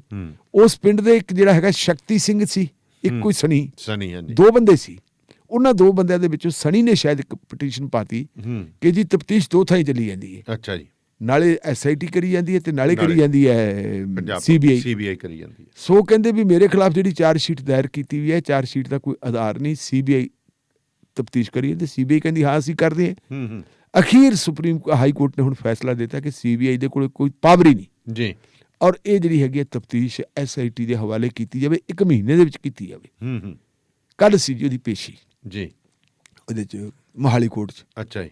ਮੋਹਾਲੀ ਕੋਰਟ ਚਲੇ ਗਏ ਸਾਰੇ, ਪੰਜਾਬ ਪੁਲਿਸ ਵਾਲੇ ਵੀ ਚਲੇ ਗਏ, ਸਾਨੂੰ SIT ਵਾਲੇ ਆਪਣੇ CBI ਵਾਲੇ ਆਉਣਗੇ, ਪਰ CBI ਵਾਲੇ ਤਾਂ ਕੱਲ ਪੇਸ਼ੀ ਤੇ ਨਹੀਂ ਆਏ ਨਹੀਂ। ਹਾਂਜੀ, ਪੇਸ਼ੀ ਤੇ ਨਹੀਂ ਆਏ, ਉਹਨਾਂ ਨੇ ਡੱਕੇ ਹੀ ਸਿੱਟ ਤੇ ਇੱਕ ਚਿੱਠੀ ਭੇਜਤੀ, ਕਹਿੰਦੇ ਜੀ ਸੁਸ਼ਾਂਤ ਸਿੰਘ ਰਾਜਪੂਤ ਵਾਲੇ ਕੇਸ ਦੇ ਵਿੱਚ ਉਲਝੇ ਹੋਏ ਆ ਸਾਡੇ ਸਾਹਿਬ। ਅੱਛਾ ਜੀ। ਜਿਹੜੇ ਜਾਂਚ ਅਧਿਕਾਰੀ ਹੈ, ਜਦੋਂ ਉਧਰੋਂ ਵਿਹਲੇ ਹੋ ਗਏ ਫੇਰ ਆਉਣਗੇ।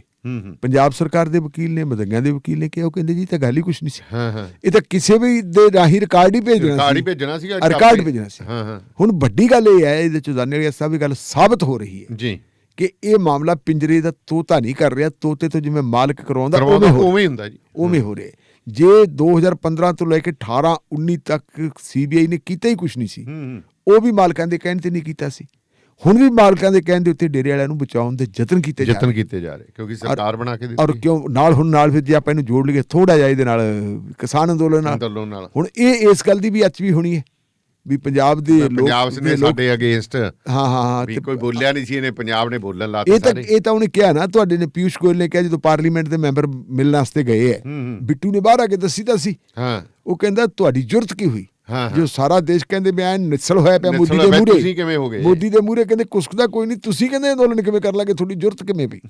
ਹੁਣ ਉਹਦੇ ਬਦਲੇ ਵੀ ਉਹ ਲੈਂਦੇ ਆ ਜੀ, ਤੇ ਨਾਲ ਡੇਰੇ ਵਾਲਿਆਂ ਦੀਆਂ ਵੋਟਾਂ ਲੈਣੀਆਂ, ਕਿਉਂਕਿ ਡੇਰੇ ਵਾਲਿਆਂ ਦੀਆਂ ਵੋਟਾਂ ਤੋਂ ਬਗੈਰ ਤਾਂ ਫਿਰ ਇਹ ਸ਼ਾਇਦ ਉਹਦਾ ਕਰਕੇ ਹੀ ਇਹ ਸਾਰਾ ਕੁਝ ਕਰ ਰਿਹਾ। ਪਿੰਜਰੇ ਦਾ ਤੋਤਾ ਜੀ ਤਾਂ ਨਹੀਂ ਹੁਣ ਕੁਝ ਕਰਦਾ, ਮਾਲਕਾਂ ਨੇ ਕਿਹਾ ਹੋਇਆ। ਬਿਲਕੁਲ। ਤੇ ਢਿੱਲੋਂ ਸਾਹਿਬ ਇਹ ਕਿਹਨੇ ਕਹਿਤਾ ਵੀ ਮੈਂ ਤਾਂ ਖਾਲਿਸਤਾਨੀ ਹਾਂ, ਗੈਰ ਸਿੱਖ? ਵੇਖੋ, ਪਹਿਲਾਂ ਤਾਂ ਹੈਪੀ ਖੇੜੇ ਨੇ ਕਿਹਾ ਸੀ, ਹੁਣ ਕਿਹਾ ਹੈ ਧਰਮਵੀਰ ਗਾਂਧੀ ਨੇ ਜੀ। ਧਰਮਵੀਰ ਗਾਂਧੀ ਨੂੰ ਮੈਂ ਇਹ ਸਮਝਦਾ ਉਹਦੀ ਗੱਲ ਨੂੰ ਗੰਭੀਰਤਾ ਨਾਲ, ਕਿਉਂਕਿ ਧਰਮਵੀਰ ਗਾਂਧੀ ਜਿਸ ਵਿਚਾਰਧਾਰਾ ਨਾਲ ਜੁੜਿਆ ਹੋਇਆ ਉਹ ਸੈਕੂਲਰ ਵਿਚਾਰਧਾਰਾ ਹੈ। ਬੰਦਾ ਡਾਕਟਰ ਹੈ, ਪਾਰਲੀਮੈਂਟ ਦਾ ਮੈਂਬਰ ਹੈ ਜੀ। ਅੱਜ ਵੀ ਉਹ ਸੋਸ਼ਲ ਜਿਹੜਾ ਹੈਗਾ ਲਾਈਫ, ਪੋਲੀਟੀਕਲ ਲਾਈਫ ਦੇ ਵਿੱਚ ਪੂਰੀ ਤਰ੍ਹਾਂ ਐਕਟਿਵ ਹੈ, ਲੋਕਾਂ ਦੀ ਸੇਵਾ ਵੀ ਕਰਦਾ, ਜੰਮਪਲ ਹਿੰਦੂ ਭਾਈਚਾਰੇ 'ਚ ਜੀ। ਜੇ ਹਿੰਦੂ ਭਾਈ 'ਚ ਜੰਮਪਲ ਬੰਦਾ ਇਹ ਕਹਿੰਦਾ ਕਿ ਮੈਂ ਵੀ ਖਾਲਿਸਤਾਨੀ ਹਾਂ, ਤਾਂ ਇਹਦਾ ਫਿਰ ਪਿਛੋਕੜ ਤਾਂ ਥੋੜ੍ਹਾ ਦੇਖਣਾ ਪੈਣਾ। ਅਸਲ ਦੇ ਵਿੱਚ ਉਹਨੂੰ ਇਹ ਕਹਿਣ ਦੀ ਲੋੜ ਕੀ ਪਈ? ਉਹਨੂੰ ਇਹ ਕਹਿਣ ਦੀ ਲੋੜ ਪਈ ਕਿਉਂਕਿ ਜੋ ਕੁਝ ਤੁਸ਼ਾਰ ਮਹਿਤਾ ਸਾਹਿਬ ਨੇ ਕਿਹਾ ਸੁਪਰੀਮ ਕੋਰਟ 'ਚ, ਉਹਨੇ ਉਹਨੂੰ ਕਾਫੀ ਜਿਹੜਾ ਹੈਗਾ ਦੁਖੀ ਕੀਤਾ ਹੈ। ਹੋਇਆ ਕੀ ਸੀ? ਹੋਇਆ ਇਹ ਕਿ ਮਿਸਟਰ ਜਿਹੜੇ ਆਪਣੇ ਹੈਗੇ ਉਹ ਤੁਹਾਡੇ ਵਕੀਲ ਸਾਹਿਬ ਰਾਜੀਵ ਧਵਨ, ਰਾਜੀਵ ਧਵਨ, ਉਹਨਾਂ ਨੇ ਇਹ ਗੱਲ ਕਹਿ ਦਿੱਤੀ ਸੀਗੀ, ਰਾਜੀਵ ਧਵਨ ਹੀ ਹੈ ਨਾ ਜਿਹੜੇ ਇਹਨਾਂ ਦਾ ਵਕੀਲ ਹੈ ਜੀ, ਲਾ ਸਟੂਡੈਂਟ ਦਾ, ਉਹਨੇ ਕਹਿ ਦਿੱਤਾ ਸੀ ਜਿਹੜਾ ਇਹ ਅੰਦੋਲਨ ਹੈ ਜੀ, ਇਸ ਅੰਦੋਲਨ ਦੇ ਨਾਲ ਖਾਲਿਸਤਾਨੀ ਜੁੜੇ ਹੋਏ। ਸਿਕਸ ਫਾਰ ਜਸਟਿਸ ਦਾ ਨਾਂ ਲੈਤਾ ਸੀ ਕਿ ਸਿਕਸ ਫਾਰ ਜਸਟਿਸ ਵਾਲੇ ਹੈਗੇ ਜੀ। ਸੁਪਰੀਮ ਕੋਰਟ ਨੇ ਨਾਲ ਦੀ ਨਾਲ ਪੁੱਛਿਆ, ਅੱਛਾ ਤੁਸ਼ਾਰ ਮਹਿਤਾ ਸਾਹਿਬ ਤੁਸੀਂ ਦੱਸੋ ਜੀ। ਉਹ ਕਹਿੰਦਾ ਹਾਂਜੀ ਜੁੜੇ ਹੋਏ, ਖਾਲਿਸਤਾਨ ਮੂਵਮੈਂਟ ਵਾਲੇ ਨਾਲ ਤੁਰੇ ਫਿਰਦੇ। ਹਾਲਾਂਕਿ ਸੁਪਰੀਮ ਕੋਰਟ ਨੇ ਇਹ ਗੱਲ ਕਹੀ ਕਿ ਇਹ ਕੰਮ ਜਿਹੜਾ ਹੈਗਾ ਸਾਡੇ ਤਾਂ ਬਸ ਦਾ ਰੋਗ ਨਹੀਂ, ਇਹ ਤਾਂ ਸਟੇਟ ਦੇਖੇ ਕਿ ਸਟੇਟ ਨੇ ਉਹਨੂੰ ਕਿਵੇਂ ਕੰਟਰੋਲ ਕਰਨਾ ਜੀ। ਤੇ ਹੁਣ ਇਹ ਆਪਾਂ ਨੂੰ ਵੀ ਪਤਾ ਵੀ ਖਾਲਿਸਤਾਨ ਦਾ ਨਾਂ ਹੀ ਪਤਾ ਨਹੀਂ ਇਹਨੂੰ ਕਿਵੇਂ ਹਊਏ ਦੇ ਤੌਰ ਤੇ ਵਰਤੀ ਜਾਂਦੇ। ਪਿਛਲੇ ਦਿਨਾਂ ਦੇ ਵਿੱਚ ਵੀ ਖਾਲਿਸਤਾਨ ਜਦੋਂ ਕੀਤਾ ਤੇ ਬਾਹਰਲੇ ਸੂਬਿਆਂ ਦੇ ਲੋਕ ਜਿਹੜੇ ਆਏ ਉਹਨਾਂ ਨੇ ਆ ਕੇ ਦੇਖਿਆ ਕਿ ਇਹ ਬੰਦੇ ਲੰਗਰ ਵੀ ਲਾਉਂਦੇ ਆ, ਲੰਗਰ ਛਕਦੇ ਵੀ ਹੈ ਤੇ ਛਕਣ ਤੋਂ ਪਹਿਲਾਂ ਲੋਕਾਂ ਨੂੰ ਛਕਾਉਂਦੇ ਵੀ ਹੈ ਤੇ ਇਹਨਾਂ ਦੇ ਚਿਹਰੇ ਦੇ ਤੇ ਕੋਈ ਸ਼ਿਕਨ ਨਹੀਂ, ਕੋਈ ਆਪਦੇ ਘਰ-ਬਾਰ ਛੱਡ ਕੇ ਇੱਥੇ ਬੈਠੇ ਕਿਸਾਨੀ ਨੂੰ ਬਚਾਉਣ ਦੀ ਲੜਾਈ ਲੜਦੇ ਹੈ। ਇਹਨੇ ਕਿਸੇ ਨਾਲ ਤਾਂ ਵਿਤਕਰਾ ਹੀ ਨਹੀਂ ਕਰਦੇ। ਇਹ ਜਾਤ ਦੇ ਆਧਾਰ ਦੇ ਉੱਤੇ, ਮਜ਼ਹਬ ਦੇ ਆਧਾਰ ਦੇ ਉੱਤੇ ਕਿਸੇ ਨਾਲ ਕੁਛ ਨਹੀਂ ਬੋਲਦੇ, ਨਹੀਂ ਕਰਦੇ ਨਹੀਂ। ਤੇ ਇਹਨਾਂ ਨਾਲ ਆਪਾਂ ਇਹ ਹੋ ਕੀ ਰਿਹਾ? ਉਹਨਾਂ ਨੇ ਵੀ ਕਹਿੰਦਾ ਸੀ ਯਾਰ ਜੇ ਖਾਲਿਸਤਾਨੀ ਇਹੋ ਜਿਹੇ ਹੁੰਦੇ ਤਾਂ ਫਿਰ ਅਸੀਂ ਵੀ ਖਾਲਿਸਤਾਨੀ ਜੀ। ਤੁਹਾਡੀ ਯਾਦ ਹੈ ਹਰਿਆਣੇ ਵਾਲਿਆਂ ਨੇ, ਰਾਜਸਥਾਨ ਵਾਲਿਆਂ ਨੇ ਆ ਕੇ ਕਿਹਾ ਸੀ, ਉਦੋਂ ਫਿਰ ਕਈ ਮੇਰੇ ਵਰਗੇ ਇਹ ਲਾਗੇ ਕਰਨ ਸੀ, ਆ ਦੇਖੋ ਜੀ ਰਾਜਸਥਾਨ ਵਾਲੇ ਵੀ ਖਾਲਿਸਤਾਨ ਦੇ ਨਾਅਰੇ ਲਾਉਣ ਲੱਗੇ। ਉਹਨਾਂ ਨੇ ਕਿ ਜਿਹੜਾ ਇਨਸਾਫ ਲਈ ਲੜਨ ਵਾਲਾ ਬੰਦਾ ਉਹਨੂੰ ਤੁਸੀਂ ਬਦਨਾਮ ਕਰਨ ਵਾਸਤੇ ਖਾਲਿਸਤਾਨੀ ਕਹਿ ਰਹੇ ਹੋ। ਸੋ ਹੁਣ ਧਰਮਵੀਰ ਗਾਂਧੀ ਨੇ ਕਿਹਾ ਵੀ ਜੇ ਤੁਸ਼ਾਰ ਮਹਿਤਾ ਇਹ ਗੱਲ ਕਹਿੰਦਾ ਕਿ ਹੱਕ ਮੰਗਣ ਵਾਲੇ ਕਿਸਾਨ ਖਾਲਿਸਤਾਨੀ ਹੈ ਤੇ ਮੈਂ ਵੀ ਉਹਦਾ ਹਮੈਤੀ ਭਾਈ ਸਾਹਿਬ, ਫਿਰ ਮੈਂ ਵੀ ਖਾਲਿਸਤਾਨੀ ਆ ਜੀ। ਤੇ ਜਿਹੜੀ ਤੇਰੀ ਲਿਸਟ ਆ ਨਾ ਖਾਲਿਸਤਾਨੀਆਂ ਦੀ, ਮਹਿਤਾ ਸਾਹਿਬ ਤੇਰੀ ਲਿਸਟ ਤੋਂ ਭਾਵ ਉਹਨਾਂ ਨੇ ਭਾਰਤ ਸਰਕਾਰ ਨੂੰ ਕਿਹਾ, ਕਿਉਂਕਿ ਤੁਸ਼ਾਰ ਮਹਿਤਾ ਤਾਂ ਮਤਲਬ ਇੱਕ ਨਾਂ ਹੈ, ਰਿਪਰੈਜ਼ੈਂਟ ਤਾਂ ਭਾਰਤ ਸਰਕਾਰ ਨੂੰ ਕਰਦਾ ਹੈ। ਬਿਲਕੁਲ। ਉਹ ਕਹਿੰਦੇ ਜੀ ਉਸ ਲਿਸਟ ਦੇ ਉੱਤੇ ਫਿਰ ਸਭ ਤੋਂ ਉੱਤੇ ਲਿਖਦੇ ਡਾਕਟਰ ਧਰਮਵੀਰ ਗਾਂਧੀ ਨੰਬਰ 1 ਦਾ ਖਾਲਿਸਤਾਨੀ ਤੇ ਮੈਂ ਖਾਲਿਸਤਾਨੀ। ਸਲਾਮ ਹੈ ਜੀ ਗਾਂਧੀ ਜੀ ਨੂੰ। ਹਾਲਾਂਕਿ ਉਹਨਾਂ ਦੀ ਤਬੀਅਤ ਠੀਕ ਨਹੀਂ ਅੱਜ ਕੱਲ੍ਹ ਜੀ, ਥੋੜੇ ਢਿੱਲੇ ਚੱਲਦੇ ਆ, ਥੋੜੇ ਜਿਹੇ ਚਲੋ ਉਮਰ ਦਾ ਤਕਾਜ਼ਾ ਹੁੰਦਾ, ਠੰਡ ਵੀ ਬਹੁਤ ਜ਼ਿਆਦਾ ਹੈਗੀ ਹੈ ਜੀ। ਪਰ ਜਿਹੜੀ ਜਿਹਨੂੰ ਕਹਿੰਦੇ ਹੁੰਦੇ ਨਾ ਜਿਹਦੇ ਵਿੱਚ ਜਾਗਦਾ ਹੀ ਜਿਹੜੀ ਜਾਗਦੀ ਜ਼ਮੀਰ ਹੁੰਦੀ ਹੈ, ਜਾਗਦੀ ਜ਼ਮੀਰ ਹੀ ਅਜਿਹੇ ਫੈਸਲੇ ਲੈ ਸਕਦੀ ਹੈ। ਹੋ ਸਕਦਾ ਵੀ ਧਰਮਵੀਰ ਗਾਂਧੀ ਨੂੰ ਬਹੁਤ ਕੁਛ ਝੱਲਣਾ ਪਿਆ ਬਈ, ਬੜਾ ਕੁਝ ਝੱਲਣਾ ਪਿਆ। ਜਿਹੜੇ ਰਿਸ਼ਤੇਦਾਰ ਨਾਤੇ ਨਬੋਤਿਆਂ ਵਾਲੇ ਬੜਾ ਕੁਛ ਹੈ ਅੱਜ ਕੱਲ੍ਹ, ਧੀਆਂ ਪੁੱਤਾਂ ਦੇ ਬੱਚਿਆਂ ਦੇ ਆਪਾਂ ਰਿਸ਼ਤੇ ਵੀ ਕਰਨੇ ਹੁੰਦੇ, ਉਹ ਗੱਲਾਂ ਆ ਜਾਂਦੀਆਂ ਵੀ ਤੁਸੀਂ ਆ ਕੀ ਕਰਦੇ ਹੋ, ਔਰ ਇਹ ਗੱਲਾਂ ਆਈਆਂ ਵੀ ਹੈ। ਆ ਆਪਣੇ ਭਿੱਖੀ ਪਿੰਡ ਆ ਨੇ ਜੀ ਇੱਕ, ਭਿੱਖੀ ਪਿੰਡ ਦੇ ਵਿੱਚ ਮਤਲਬ ਹਰ ਘਰ ਦੇ ਵਿੱਚ ਜਿਹੜਾ ਪਹਿਲਾ ਬੰਦਾ ਜਾਂ ਮਤਲਬ ਆਮ ਤੌਰ ਤੇ ਜ਼ਿਆਦਾਤਰ ਲੋਕ ਉੱਥੇ ਜਿਹੜੇ ਹੈਗੇ ਉਹ ਸਿੱਖੀ ਸਰੂਪ 'ਚ ਹੈ ਉਹ ਬਾਂਸਲ, ਜਿਹਨੂੰ ਅਸੀਂ ਅਗਰਵਾਲ ਕਹਿ ਦਿੰਦੇ ਹਾਂ, ਬਾੜੀਆਂ ਕਮਿਊਨਿਟੀ 'ਚ ਆਉਂਦੇ, ਲੇਕਿਨ ਪੱਗਾਂ ਵੀ ਬਣੀਆਂ ਹੁੰਦੀਆਂ ਤੇ ਨਾਲ ਵੀ ਸਿੰਘ ਲਿਖਿਆ ਹੁੰਦਾ। ਉੱਥੇ ਇੱਕੋ ਹੀ ਗੁਰਦੁਆਰਾ ਸੀ 9ਵੀਂ ਪਾਤਸ਼ਾਹੀ ਦਾ ਜੀ। ਉਸ ਗੁਰਦੁਆਰੇ ਦੇ ਵਿੱਚ ਸਾਰੇ ਲੋਕ ਮਤਲਬ ਮੱਥਾ ਟੇਕਦੇ, ਮੁੰਡੇ ਵਿਆਹੇ ਗਏ, ਕੁੜੀਆਂ ਜਿਹੜੀਆਂ ਹੈਗੀਆਂ ਉਹ ਹੁਣ ਜਿਹੜੀਆਂ ਉਹਨਾਂ ਦੀ ਜਿਹੜੇ ਆਸਥਾ ਮੰਦਿਰ 'ਚ ਜਾਣ ਵਾਲੀ ਸੀ, ਉਹਨਾਂ ਨੇ ਆ ਕੇ ਜੀ ਹੁਣ ਮੰਦਿਰ ਅਸੀਂ ਕਿੱਥੇ ਜਾਈਏ, ਅਸੀਂ ਵੀ ਪੂਜਾ ਪਾਠ ਕਰਨੀ। ਤੇ ਉਹ ਤੋਂ ਪਹਿਲਾਂ ਮਤਲਬ ਭਿੱਖੀ ਦੇ ਵਿੱਚ ਸਿਰਫ ਗੁਰਦੁਆਰਾ ਸਾਹਿਬ ਸੀ, ਮੰਦਿਰ ਨਹੀਂ ਹੁੰਦਾ ਸੀ। ਫਿਰ ਆਸਥਾ ਨੂੰ ਮੁੱਖ ਰੱਖ ਕੇ ਉੱਥੇ ਮੰਦਿਰ ਵੀ ਬਣਾਉਣਾ ਪਿਆ, ਕਿਉਂਕਿ ਉਹਨਾਂ ਨੂੰ ਪਤਾ ਸੀ ਪਰਿਵਾਰ ਟੁੱਟ ਜਾਣਗੇ। ਬਿਲਕੁਲ, ਪਰਿਵਾਰ ਟੁੱਟ ਜਾਣਗੇ ਤੇ ਗਾਂਧੀ ਜੀ ਨੂੰ ਕਿੰਨਾ ਮਤਲਬ ਮੁਸੀਬਤਾਂ ਦਾ ਸਾਹਮਣਾ ਕਰਨਾ ਪਊਗਾ, ਇਹ ਤਾਂ ਉਹ ਹੀ ਜਾਣਦੇ। ਲੇਕਿਨ ਉਹ ਜਾਗਦੀ ਜ਼ਮੀਰ ਵਾਲੇ ਔਰ ਉਹਨਾਂ ਨੇ ਠੀਕ ਜਿਹੜਾ ਆਪਾਂ ਕਹਾਂਗੇ ਜਿਸ ਕਿਸਮ ਦਾ ਬਦਨਾਮ ਕਰਨ ਦਾ ਯਤਨ ਕੀਤਾ ਜਾ ਰਿਹਾ, ਉਹਦਾ ਠੀਕ ਜਵਾਬ ਹੈ ਜਿਹੜਾ ਉਹਨਾਂ ਨੇ ਦਿੱਤਾ ਕਿ ਖਾਲਿਸਤਾਨੀ ਮੈਂ ਵੀ ਹਾਂ ਜੀ। ਸੋ ਪ੍ਰੋਗਰਾਮ ਸ਼ਮਾਦਾਨ ਬਾਅਦ ਦਸਤੂਰ ਇਸੇ ਤਰ੍ਹਾਂ ਜਾਰੀ ਰਹੇਗਾ ਜੀ। ਫਿਲਹਾਲ ਇੱਕ ਬ੍ਰੇਕ ਤੋਂ ਬਾਅਦ ਫਿਰ ਹਾਜ਼ਰ ਹੁੰਦੇ। ਸੋ ਜੁੜੇ ਰਹੋ ਰੇਡੀਓ ਪੰਜਾਬ ਟੁਡੇ।